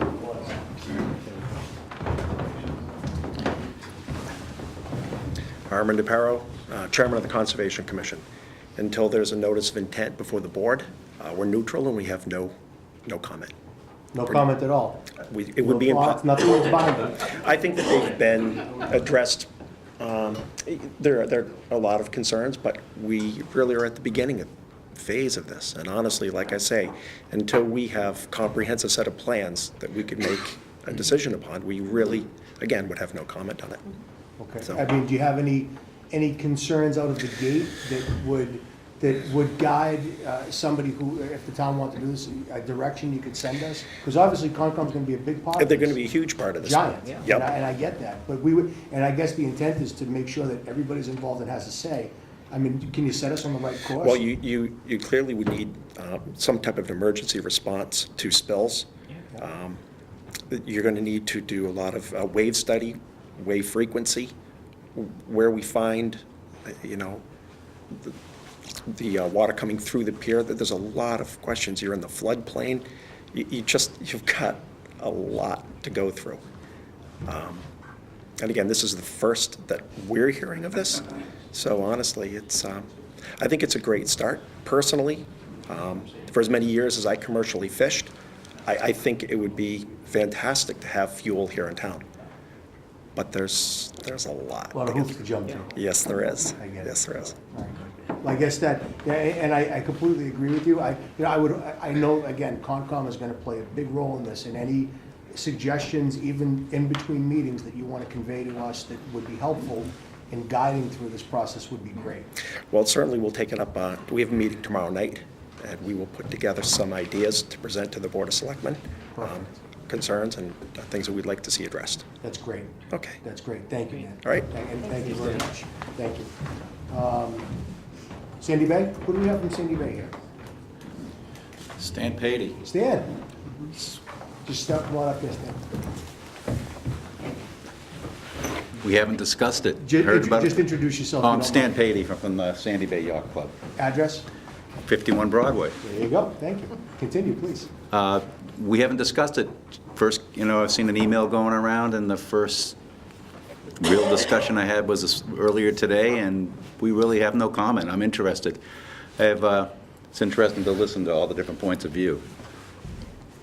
That's So it. nothing right now.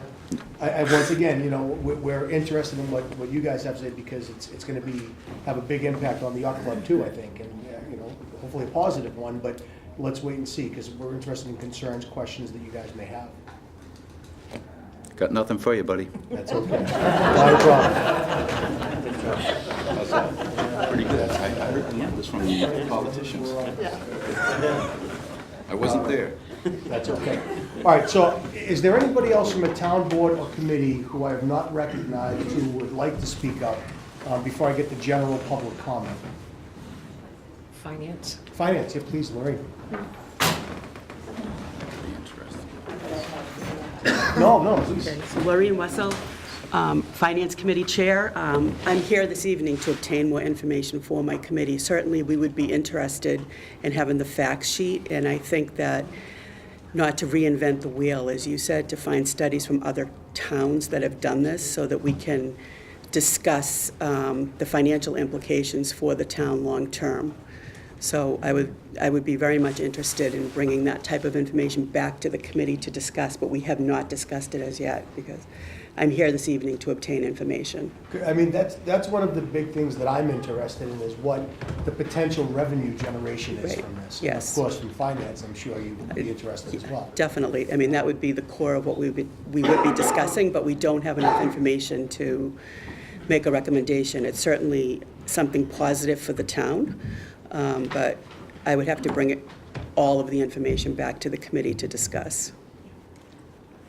And from a finance standpoint, again, just like with the yacht club and Harbor and everybody else, I'd be interested if you could maybe get back to us with, after you talk about it, after you have a chance to discuss what's going on, because it's still a very, very loose It's very new, right? Yeah, it is. But some of the things from a financial standpoint that you think would have a major impact on the decision that we potentially could make on this. Okay.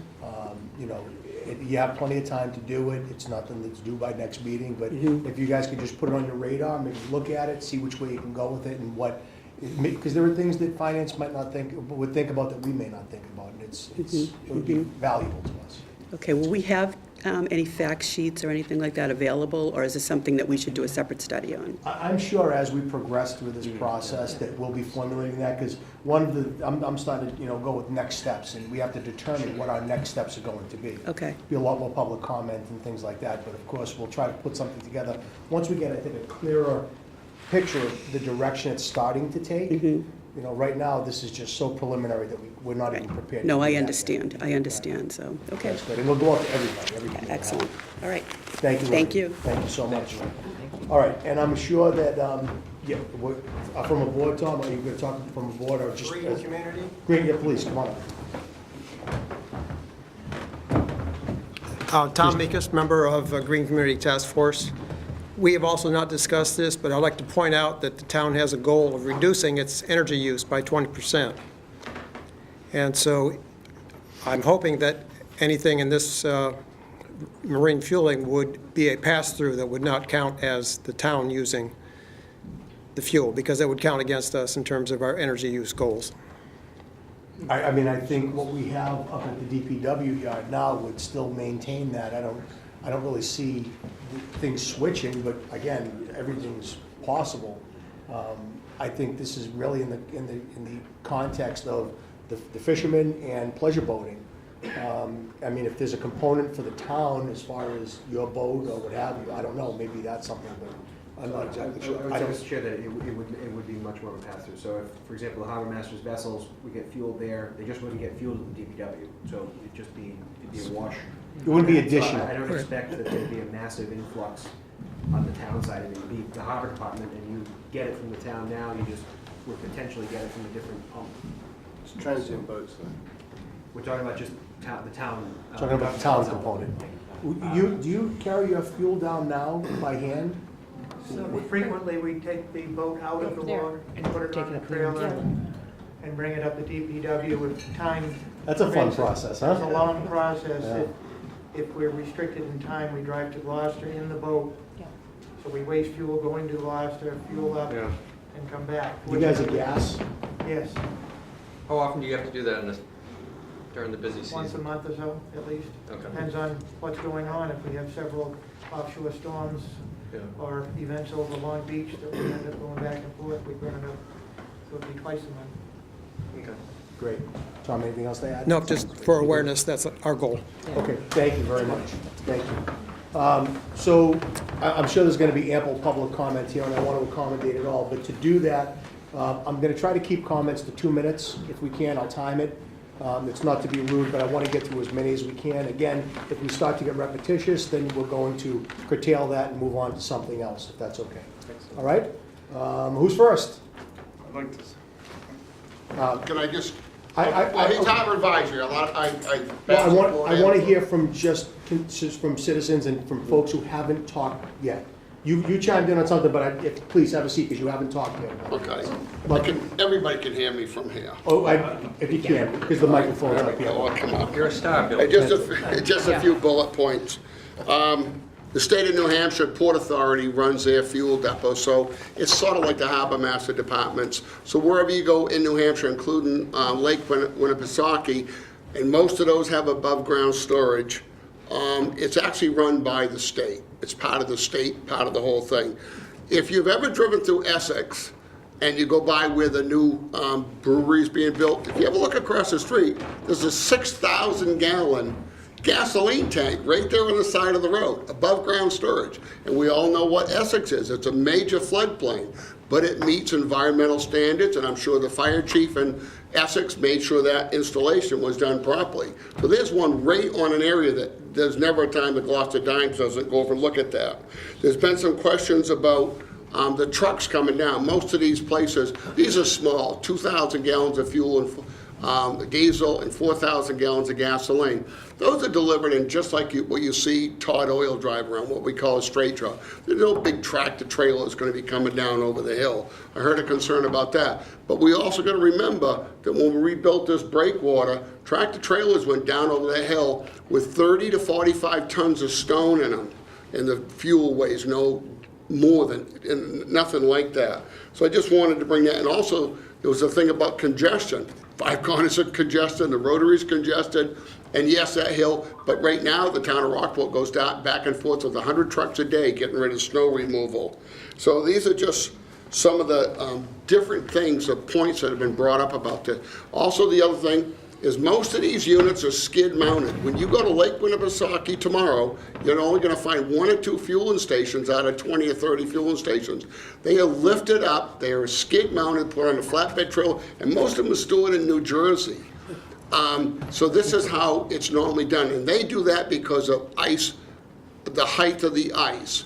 The skid mounted unit that would go into Granite Pier, if it went to Granite Pier, the thing there, the engineers would design the platform that it sits on, that it could be dropped off, and in an emergency, it could be easily removed. That was gonna be my question.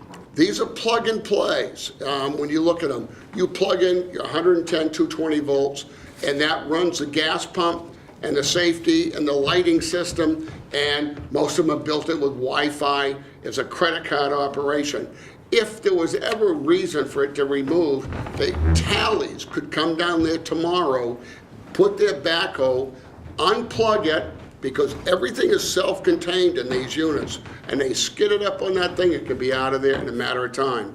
And this is what most communities, when you go down to the New Jersey shoreline, the Virginia shoreline, and especially in the Carolina shorelines, all of them are above ground storage, and you never hear in a hurricane when there's a problem, because they get out and they skid them and they're out of there. Is Pigeon Cove capable of that? Yes, right now? Pigeon Cove is a skid mount, but I think it would take probably a little while to disconnect it and do it, but Pigeon Cove could probably be out of there in a reasonable amount of time. Pigeon Cove has been, I've been one of the founding fathers of Pigeon Cove Co-op, and I've been there since the day one. That tank's been over there for over 30 years. Not once has the environmental police, Jimmy Doyle, the Rockport Fire Department, the Rockport Harbor Master of the Coast Guard had to go over there for a fuel violation, and it is 100% self-service. I'm not talking about this being self-service. I'm just telling you, fishermen are caring people that take care of the environment, and none of you people have had any opportunity where you've had to deal with what happened in Pigeon Cove in 30 years. So these are just some of the points I have. So 25 Pleasant Street. Thank you, Art. Thank you. Hang on, Steve, I want to say I get there. Who else is for public comment before I get back to folks who have already spoken? Mr. Visnick. Yeah, Bob Visnick, 40 Jordan's Lane. I'm a recreational boater, and I spend my vacation time in the summer going to different ports and spending the hard-earned money I earn as moderator and other sources of income. We wouldn't know that, but $100? Yeah. And so we talk, people ask where I'm from and talk about, Rockport, and everyone recognizes it as a beautiful place with, considerate and welcoming harbor masters and a welcoming yacht club, but really no facilities. No place to get fuel, no place to get supplies, no place to put boats. And I see a big economy in the marine industry, and we're not taking advantage of it. Our restaurants aren't getting those people, and our shops aren't getting those people, and the boaters are going by. And I recognize all the safety concerns and all the other concerns, but I just think from an economic point of view, if I wasn't fortunate enough to live in Rockport and I had a boat, I'd really love to come to visit Rockport, but maybe some of our what we lack would keep me away, and I would hope to draw those people in and to recognize that economic benefit. So Bobby, if you were coming down from Maine or something down to Rockport, and you wanted to come in to have dinner or lunch in downtown Rockport, can the Sandy Bay Yacht Club and can they sustain boats there? I mean, how many? Well, where do they tie up? I mean, the yacht club and the harbor masters work closely together and try to do the best they can with availability for transients. And I'd say as far as it goes, it works very well, but there are very limited facilities.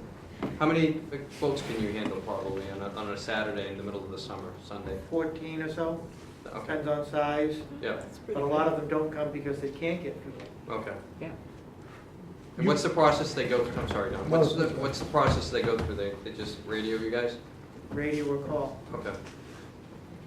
You've been a world traveler in the Boston Whaler to other communities. I'm curious, are there, besides fuel, do they offer any other services or any other products that go there? Is there any? Sure, I mean, a common location for us would be Newburyport, and there are ample public floats, and I think. It's real estate. We don't have the. Yeah, there are things that we don't have. Directly at whatever the fueling station would be, do they, I'm just curious, and the answer may be no, but do they offer anything else, maps, I don't know, whatever?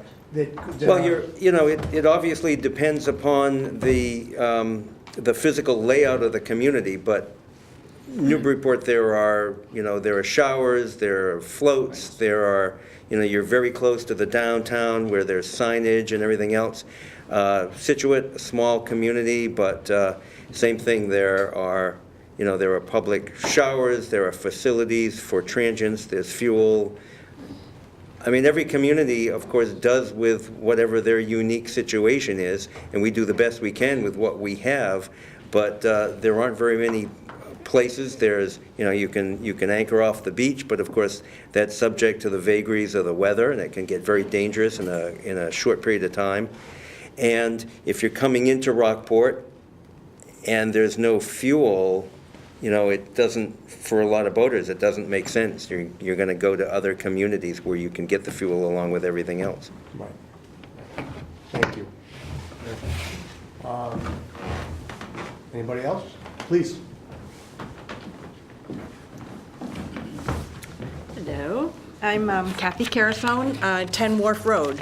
So I live right on Granite Pier, and I haven't been here that long. And for right now, I'm trying to keep an open mind and just hope that due diligence is done so that proper analysis is done to see the pros and the cons and really examine it before jumping forward. How are we doing so far? Good, except I did go to a Harbor Advisory Committee meeting, and one of the people there, I forget his name, sorry, but he seemed to be saying, oh, just go forward immediately to Granite Pier. There's no other place it could be. We could have it done by the end of the year. There's no need for study. I've looked at this. It can just go forward. So that was a little scary, and that's why I've been trying to track this. So this sounds much better. We're not ready to start building just yet. So well, it made it sound like it was going to be by the end of the year. So I really, sorry? Which year? Yeah, this year, really. Very observant. So, a lot of the questions I have and things that I think need to be evaluated have been mentioned, but I'll say them again anyway. The cost versus the revenue. I think hoping for a lot of money from this might be a little optimistic, especially when hearing about the cost to deploy it, and the cost of a study even to examine it. Things like insurance, whether there's other fire protection things that need to be done down there. And I think the environmental impact is important. Mr. Chairman, you mentioned you thought it might reduce the environmental impact, but I've heard anecdotal reports of fuel stations where, I think it was Magnolia, is there one gas in Magnolia where the harbor is very gassy and lots of fuel is spilled, the way that the tanks are filled, that people just let it overflow and it gets into the harbor, and it was messy and dirty there. So I'm not sure that it would reduce it. Like the other gentleman said, the fishermen are very careful with fuel, and where there's people from out of town or other boaters might not have that much care for our stuff. And if we do have a problem with limited moorings, especially at Granite Pier, and this would take up space and would require more space for boats to be able to come in and turn around and maneuver. Granite Pier also, it sounds like you would propose that it would be run by the town or the state, and that would probably fit in, but I've heard that Granite Pier has a no commercial activity creed or whatever, I don't know, something since it's been formed, and I don't know whether that's still the case. But I had heard that there was a prohibition against any commercial activity. So I would think that I would want other sites to be surveyed, examined, to see what's feasible, whether it's private land or whatever, just to make sure, like I said, due diligence is done and it's not jumping to this one conclusion. So I guess I'm open to hear and glad to hear that it's going to go slow and really know what you're doing is the proposal here, so. That's all it is. Thank you. It's fact-finding and gathering, and thank you for your concerns. The one other thing is I don't know about the expansion, Granite Pier expansion, but if that would also be a long-term examination thing that would have to go through the same process. It would. It's been, yeah. It would. Thank you. Yeah, thank you very much. Thank you, Kathy. Who else? Public comment? Please.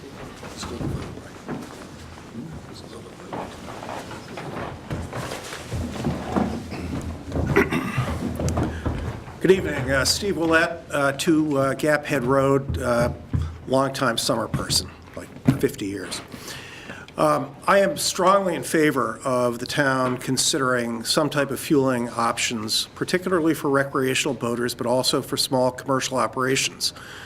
Since Eric Ronberg's shop shut down, and I actually think it was a little bit later than 62, because I remember it. I wasn't here in 62. I came in 68. There really is no fueling option for either people in town or transient boaters. I own both a powerboat, which unfortunately burns a lot of fuel, and I own a 34-foot sailboat, which burns diesel, which fortunately doesn't take that much. But quite honestly, if I need to fuel, I have 2 options. I can either drive my truck down and haul the boat and haul it over to Gloucester on a trailer, or I have to run over to Gloucester, and I'm probably going to burn 8 or 10 gallons just going to fuel up and come back. So to me, it's tremendously inconvenient, and I think, I fuel, I try to do it as carefully as I can with 5-gallon cans as often as I can. But having sat on committees, I sat on the Harbor Advisory Committee for 10 years, I was on the Harbor Planning Committee for about 6 years, and a priority has always been to bring fuel to Rockport, or bring it back to Rockport. I hear various concerns about environmental issues. It's all heavily regulated. I mean, any fueling station you're going to put in is going to have to comply with all the state regulations. It's going to be clean. As far as fuel spillage, hopefully you have none. Fortunately, neither diesel nor gasoline is a long stand. I mean, they tend to evaporate. They can be fairly easily contained, and it's going to be in a fairly small area. I think in terms of visitors from out of town, it's a convenience. We certainly, when I'm traveling on my boat, I'm always considering where I'm going to pick up fuel and water, where we may be able to take a shower. But fuel is a big issue. And, if I were traveling down the coast, Rockport would not be a port that I'd highlight on my list, because if I get there and I don't have fuel, I'm kind of stuck. So I think it's imperative that we look at the issue, whether Granite Pier is the right place or not. I'm not sure there's any other location. I mean, I've been a member of Sandy Bay for 50 years. I probably shouldn't say that. I'd love to see fuel there. I know Jubilee Yacht Club virtually funds its operation out of its fuel profits. I just don't think that it's practical at that location, but believe me, if Sandy Bay could fund its operation through fuel sales, I would certainly back it. But as a practical matter, I just don't think it's a good location. I don't think we could put tankage in there. The only town-owned piece of property where this would work, I mean, the only property that the town controls is Granite Pier. And I've heard some arguments about it's a non-commercial. I don't know if anybody's been down there recently, but right now on Granite Pier is stored probably, I estimate, between 10 and 20,000 gallons of fuel, which is not controlled because it's in people's tanks. It's in every single boat there has fuel in it. I mean, we are storing a lot of fuel there. We haven't had leaks. A fueling station would probably have many more controls than the private boats there. There is it's always been used for commercial activity since the days that we were offloading granite schooners, fortunately before my time. But we have, I know I was involved heavily in the project of allocating trap storage spaces. We have offloading facilities for commercial boats. We allow the public to launch their boats. We store boats, recreational, commercial, occasionally. We'll allow commercial boats to be repaired there. And now we have bait storage containers there with power running to them and refrigeration running. So this is no different. And in point of fact, if you're going to run a harbor, I think to be socially responsible, you're supposed to have pump-out stations and you're supposed to have fueling stations. We have a pump-out boat. It would be, I'd like to see a permanent pump-out station so harbor masters didn't have to go pump people's boats out. People should be able to do it themselves. Within the our what we call our small navigation project from the Army Corps of Engineers, it's not really a mandate. It was just an assumption that Rockport, at the point of time that we had the harbor dredged in the 60s, it was assumed that the fueling station that existed at that time would continue. And it was listed on the list of resources which justified the spending on the harbor, which was, this is a harbor where the general public can come in and fuel, land, and basically conduct maritime business.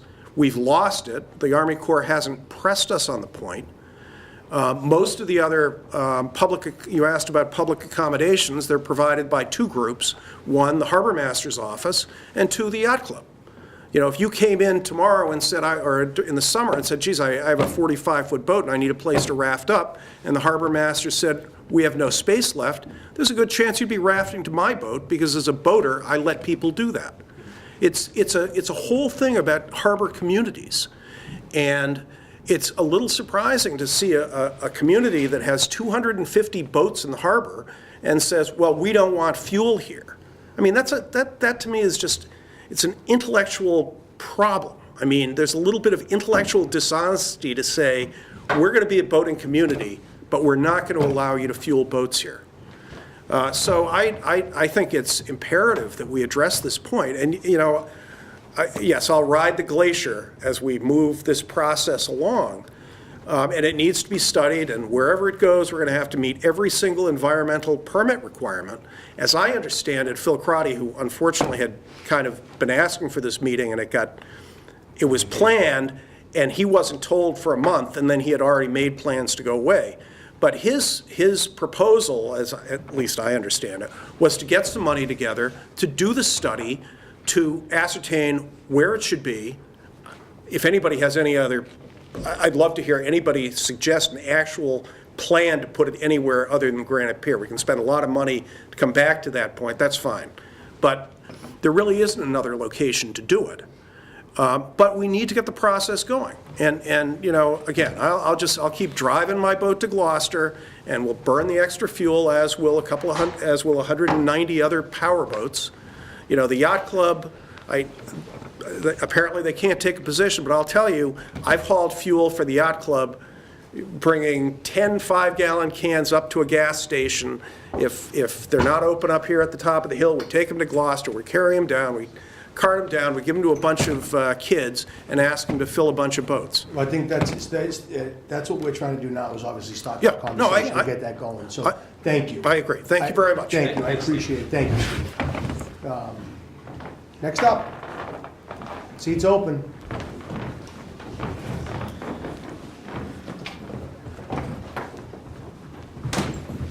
Toby Arsenian, 95 Granite Street, and I am one of the NIMBY neighbors of Granite Pier. It seems to have been decided, without it having been decided, that Granite Pier is to be the site. Nobody's decided that. No. Please don't suppose I'm merely repeating what Steve Roulette just suggested. He suggested it, but it hasn't been decided. Let's be clear on that. Yes, please don't interrupt me. Well, I have to, because when you spread misinformation, that's the problem we have. So let's just speak in what we're talking about, and we can continue. So please, go ahead. Thank you. Mr. Roulette, on several occasions, and the harbor masters this evening, suggested that the town had an obligation to provide fuel. that this was related to the Army Corps having dredged the harbors and repaired them. I think that, we should be done with such statements unless we can substantiate them. That is, if a Board of Selectmen or a town meeting took a vote that we were going to do such a thing, provide such facilities, that's something definite. Or if the town signed a contract, and you would then want to go back and ask town council if that was in fact binding. Otherwise, there is no such obligation. When we hear about the benefits, somebody, I've already forgotten, said $800,000 to $1 million to build this. I think the Finance Committee might be concerned about that because obviously you can't do that out of the town's operating funds. That's borrowing money, requires a 2/3 vote of the town meeting, has considerable impact, on the town's debt service and ability to borrow money for other projects of which there are numbers, some of which your board is very eager to go forward, and others, unfortunately, might be obligations. So that would be a concern. My neighbor, Kathy Carusone, spoke about pollution. She mentioned Magnolia. One of the people, actually, Pat Herlihy, who is the Granite Pier Committee's agent, and he'll probably curse me for saying this, spoke about the facility over there, I believe on Western Avenue by the Blinman Cut, and said that the water there was awash in gasoline. And that's a commercial facility. They meet all the standards or they wouldn't have the license. So if you're considering going forward with such a proposal, you want to send people who are impartial. That would not be the Harbor Advisory Committee, conceivably the Conservation Commission, over to investigate, what goes on there. So, that's a major concern. The town's one eelgrass bed, which is sacred environmentally, the Conservation Commission should know and care about it, is out there off Granite Pier, and you don't want to be destroying that. At least in theory, the eelgrass beds are what provide the habitat for all of the fish, when they're getting started. The small critters that later become large ones, you wish to go fishing, and so forth. Mention was made of the trucks, that they were no larger than the trucks that go down there now, the road down to Granite Pier. The road down to Granite Pier is a real menace, even for the existing traffic. It's dangerous. It's too narrow. It would cost a fortune to widen it. There's no sidewalk. That's a concern. It's dangerous. There's a blind turn at the top. When you turn out to go towards Gloucester, huge trucks can't move fast. We've just been very lucky so far. There's also a blind turn at the foot just before it debouches onto the pier, and anything larger, than a car, a boat trailer, a large truck has to cross over one lane into the other. It's dangerous. The Granite Pier Committee has documentation on, the state's offer of money and actually an act of the legislature that authorized the town to buy it and provided some of the money. And that says not for commercial uses. I know the Harbor Advisory Committee are of the opinion that that's not binding, and they want you to go to town council and get it undone. But I think you want to investigate that. And I think that if you're going to go forward with it, you need to set up, a lot has been said about process, some committee that would be impartial. I don't believe that's the Harbor Advisory Committee, given what's been said, that would investigate all of the aspects of it, how much it would cost to set it up, how much it would bring in, what the environmental liabilities are, and also, what the liabilities are in terms of insurance. You have a blanket policy for the town. Certainly you're not going to get something large and dangerous such as this for the same amount of money on the blanket policy. So you say you're just starting out. I hope that's true. I don't have that feeling. Thank you.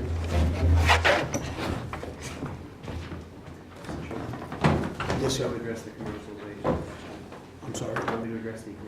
If it was through the town council opinion today, yeah, that's fine. Go ahead. Mr. Chairman, I have been going back and forth for a while with the council on the matter of whether something like this would be allowed at Granite Pier, should the selectmen opt to do that.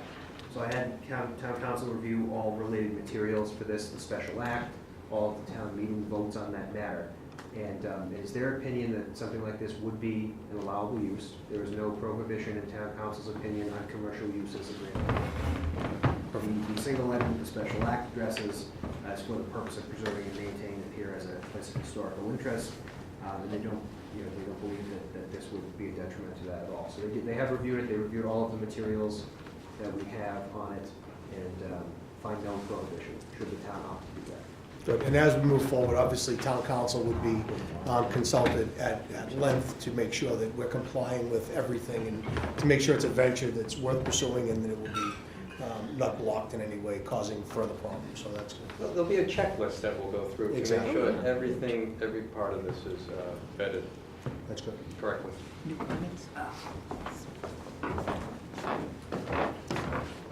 My name is Bob Smith, 88 Marmion Way. I was on the Harbor Advisory Committee for a number of years. I've had a boat in Rockport Harbor for a long time. I also drove the Thatcher Island boat as an employee for the town for a number of years. And I've listened very carefully to all these suggestions and objections and so forth. And I keep hearing about commercial use at Granite Pier. Are you serious? We have a commercial hoist over there. The lobstermen use it. All those lobster traps are there. There's bait going in and out. There's those big trucks with the boats on them, you know, going down that thing. They manage it okay. So I don't just have to say that that doesn't really hold water. I think this is an issue of convenience, necessity, and public safety. And we're just glossing over this fact. When I was driving the Thatcher Island boat, I don't know how many hundreds of gallons I brought down from the DPW to T Wharf. And I want you to know that when you take that can and you're pouring into a big funnel, you have a wonderful fuel-air mixture there, and you're dealing with boats where you have electricity, you have batteries, you have engines, it's static electricity. Whereas if you have a fueling dock with a supervisor there, he's going to be sure that people follow the rules, that the engine's off and so forth, and you put the thing down in the tank just as you do when you fuel your car. So it's a lot safer than it is what we're doing now. Fortunately, we haven't had any big problems, but it's there. And I think that we shouldn't gloss over the safety issue. And I think that we can overcome the economic issues. I think it will be profitable for the town, but I'm not an expert on that. I think that's about it. I think to speak to your point about safety, not glossing over it, I think not only will it not be glossed over, but it will be paramount to the decision forming in this process. At least it is in my opinion, and I think everybody else here, because that's the number one concern is safety. If we can't do that, then nothing else matters. But we're not going to compromise safety for the sake of profit. It doesn't make Absolutely. Any sense. No. Doesn't make any sense. Yeah. So I completely agree. And thank you for the Thank you. Thank you. Who's next? I'm saving you for last, Steve. Sid, you want to jump in? Sid Wedmore, citizen of Rockport. We have the mechanism. Just because of the mic, Sid. Yeah. So We have the mechanism for bringing the pump-out boat to boats.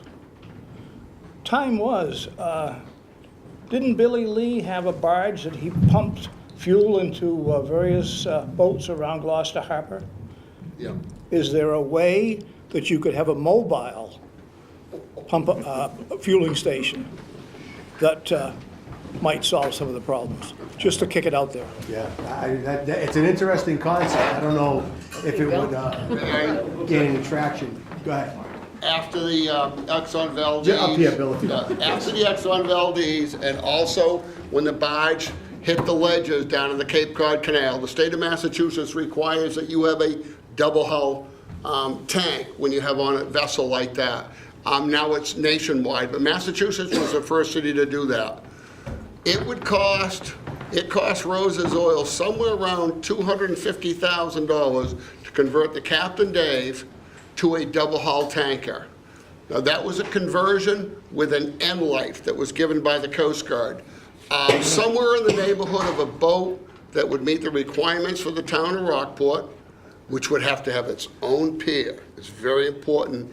And shore facility, I would guess, as a marine surveyor, I'll put it at $2.5 million, not counting operating cost. And that's a real true figure.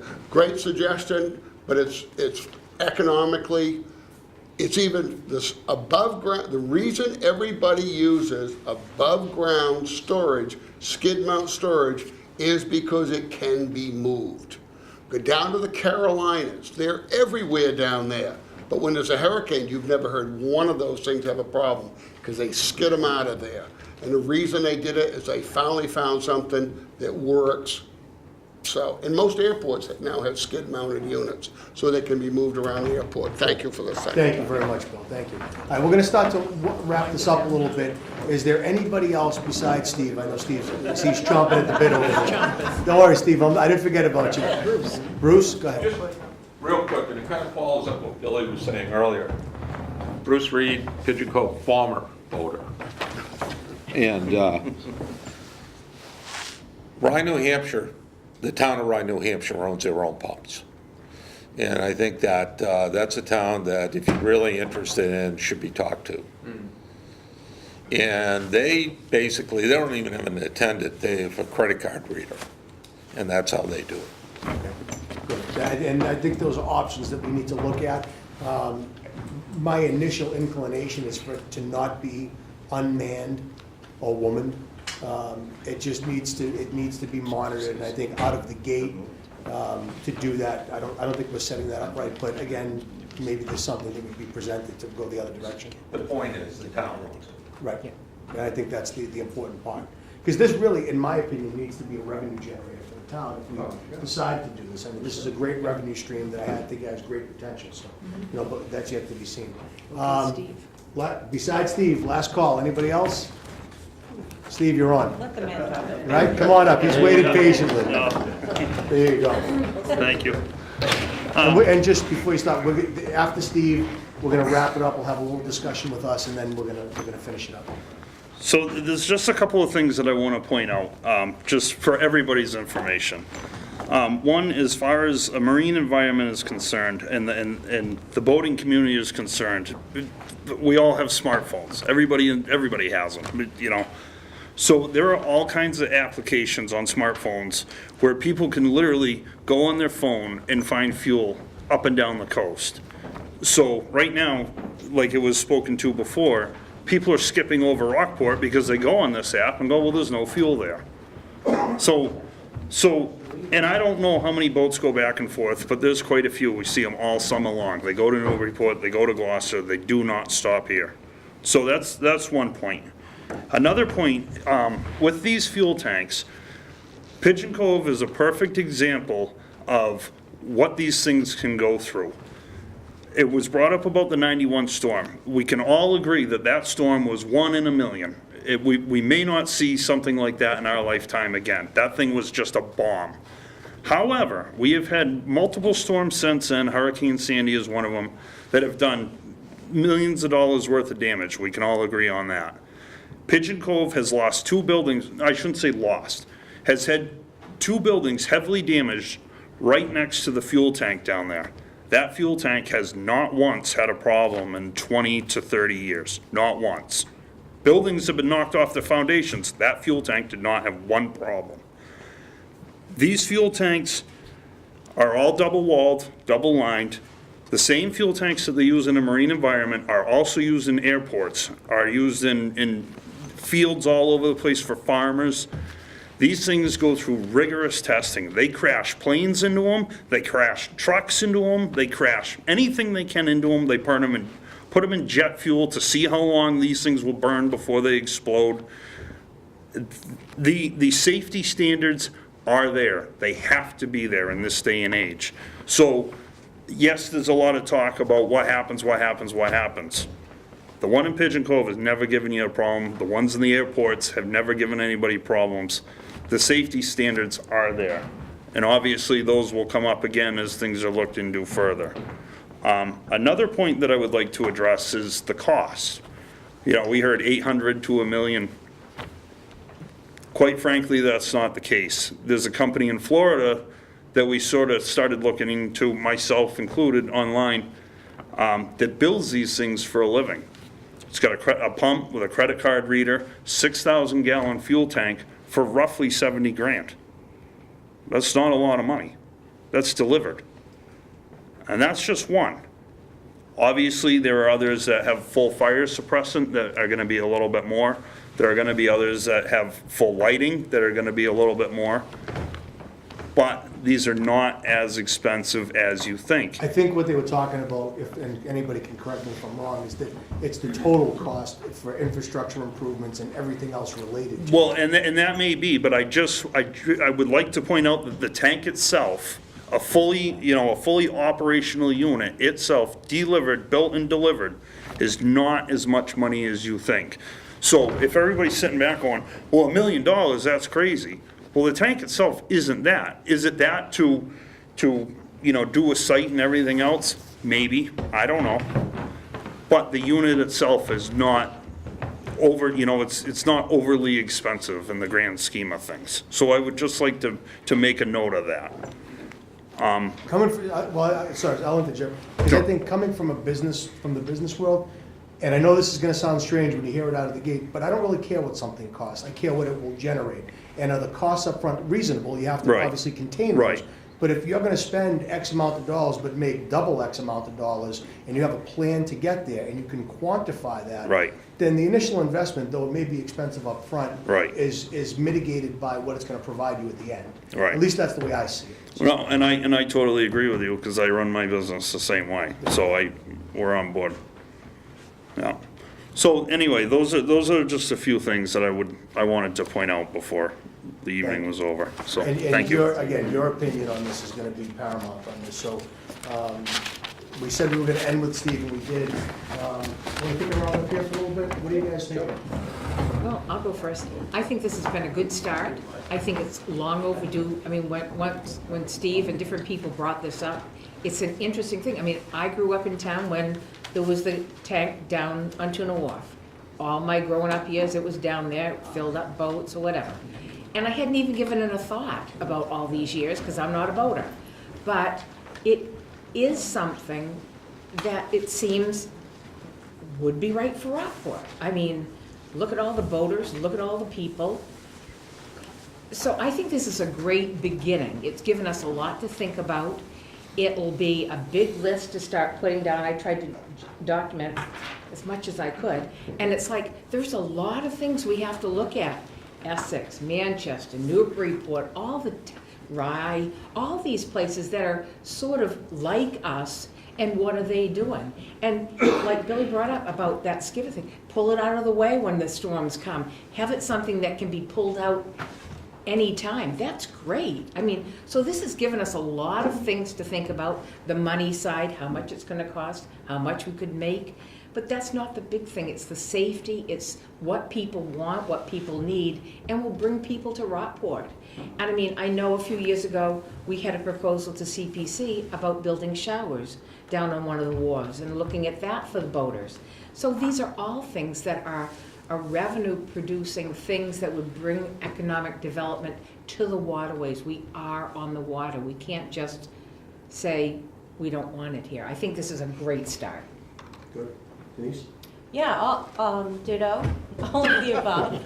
I think anything that we can do that balances the need for economic development with all the other concerns that we've heard and have been touched upon is something we need to investigate. I think what I'd like to see is I'd like to see us do a comprehensive analysis that's an economic analysis. Would this be profitable? An engineering analysis, where is the most appropriate site? An environmental analysis, what are the risks? I hear you, Steve, but spills happen. So what are the environmental risks? An infrastructure analysis, can Granite Pier support this? What about sea level rise? I think there's some open questions.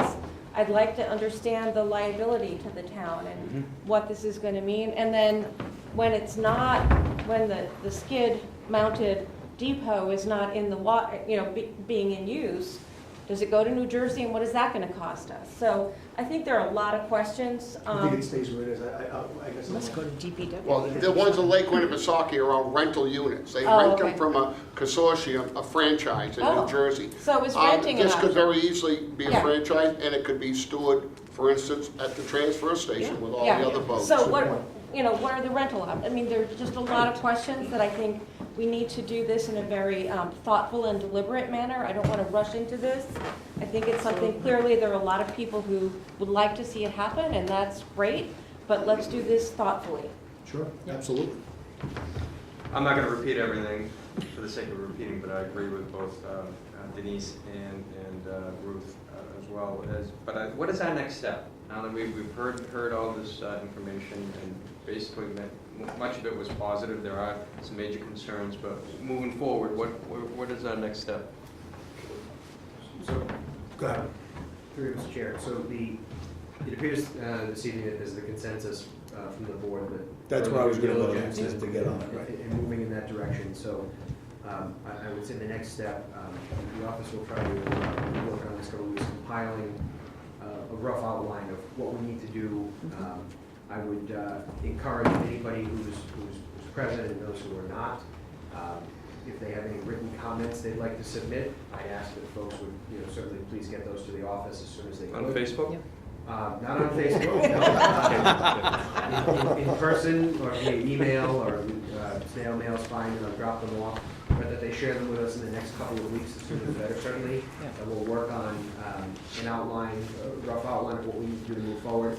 There are many questions, certainly, on what we need to go. There's the big picture, does the town run it, does it outsource that? Under any circumstance, building, procuring it is something that we need to go through the bid process. We have a lot of items that certainly go into it. Liability certainly significant. So many things we need to hit that checklist of questions. So I would say that we'll look to start to compile something like that. I would say the office won't be ready with a draft document for the board until after town meeting realistically. So I would say, if anybody does have comments, I would encourage that sooner rather than later, those be submitted in writing to the office or via email. Preferably by the end of March, I would say would be very helpful. And then we'll start and bring it back, discussion item for the board at the appropriate time to look at, okay, here's the quick look at the big picture. Let's talk about moving forward. So realistically speaking, this would be after town meeting, that we have this as a discussion item? Correct. Okay. I mean, somebody brought it up, maybe it was you, Jack, somebody talked about moving at a glacial pace. That's what I want to avoid, but I don't want to move at an Indy pace car race either, rate either. And I think it's important, because I don't want this to get bogged down forever, but we need to discuss it thoughtfully, carefully, but move forward on it and start making some critical decisions. One of the things that I thought of, and I'm not sure if this would necessitate, I'm just going to throw it out. Does this necessitate its own committee? Is that something, once we determine what the scope of this could be, is this something that we handle just ourselves, or will we put something together as kind of an information funneling point to kind of derive all of this and see which way we're going? Thoughts? I don't think we need that yet. No, Okay. I think. At all, or yet? We can continue to, and we should continue to have public hearings and discussion and so Of course. forth. But Right. I don't know if an ad hoc committee is Right. necessary. Okay. I'm not opposed. Yeah, I just don't. Right, but not now. I think we've Not got a now, lot this to do juncture. way Yeah. before that, way before that. I guess I had a question about the process. So is this something that at some point we bring to town meeting?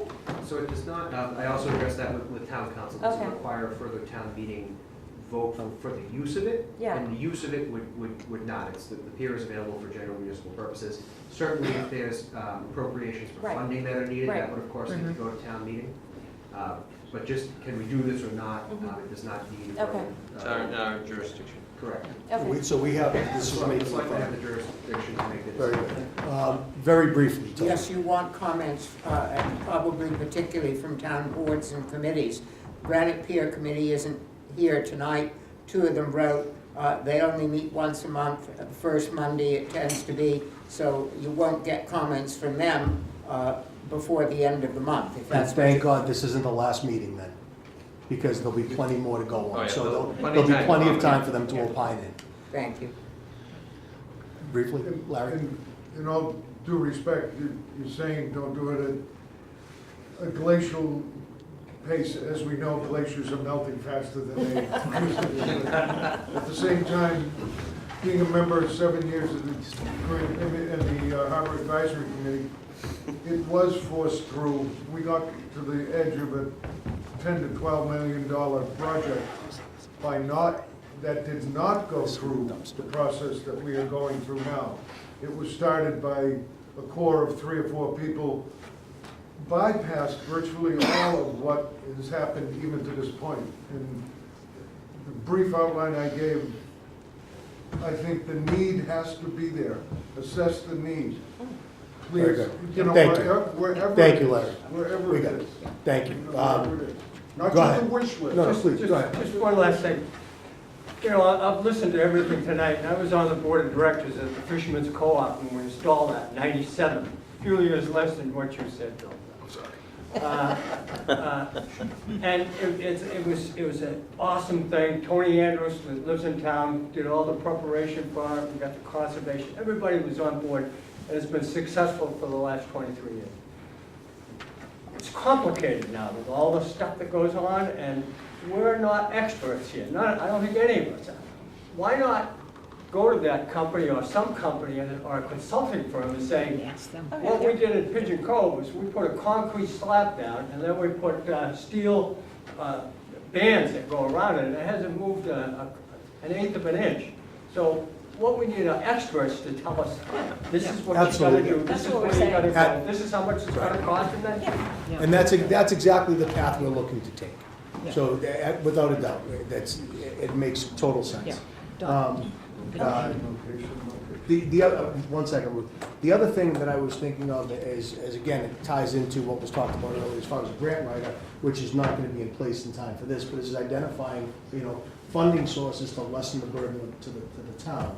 So I'm not sure what we can do, but I think that's going to be a critical component, because if there are needs that we have to address, then we need to find funding for that. And right now, the town we don't have it to move forward with something like this, in its infancy here. So I'm sorry, Ruthie, go ahead. No, I was just going to say, we did get one letter of support, and I just wanted to, excuse me, to read that, because it's important that if people take the time to write us a letter, we'll read it. So, to the Board of Selectmen, we would like to urge you to do whatever is needed to bring a marine fueling station to Rockport.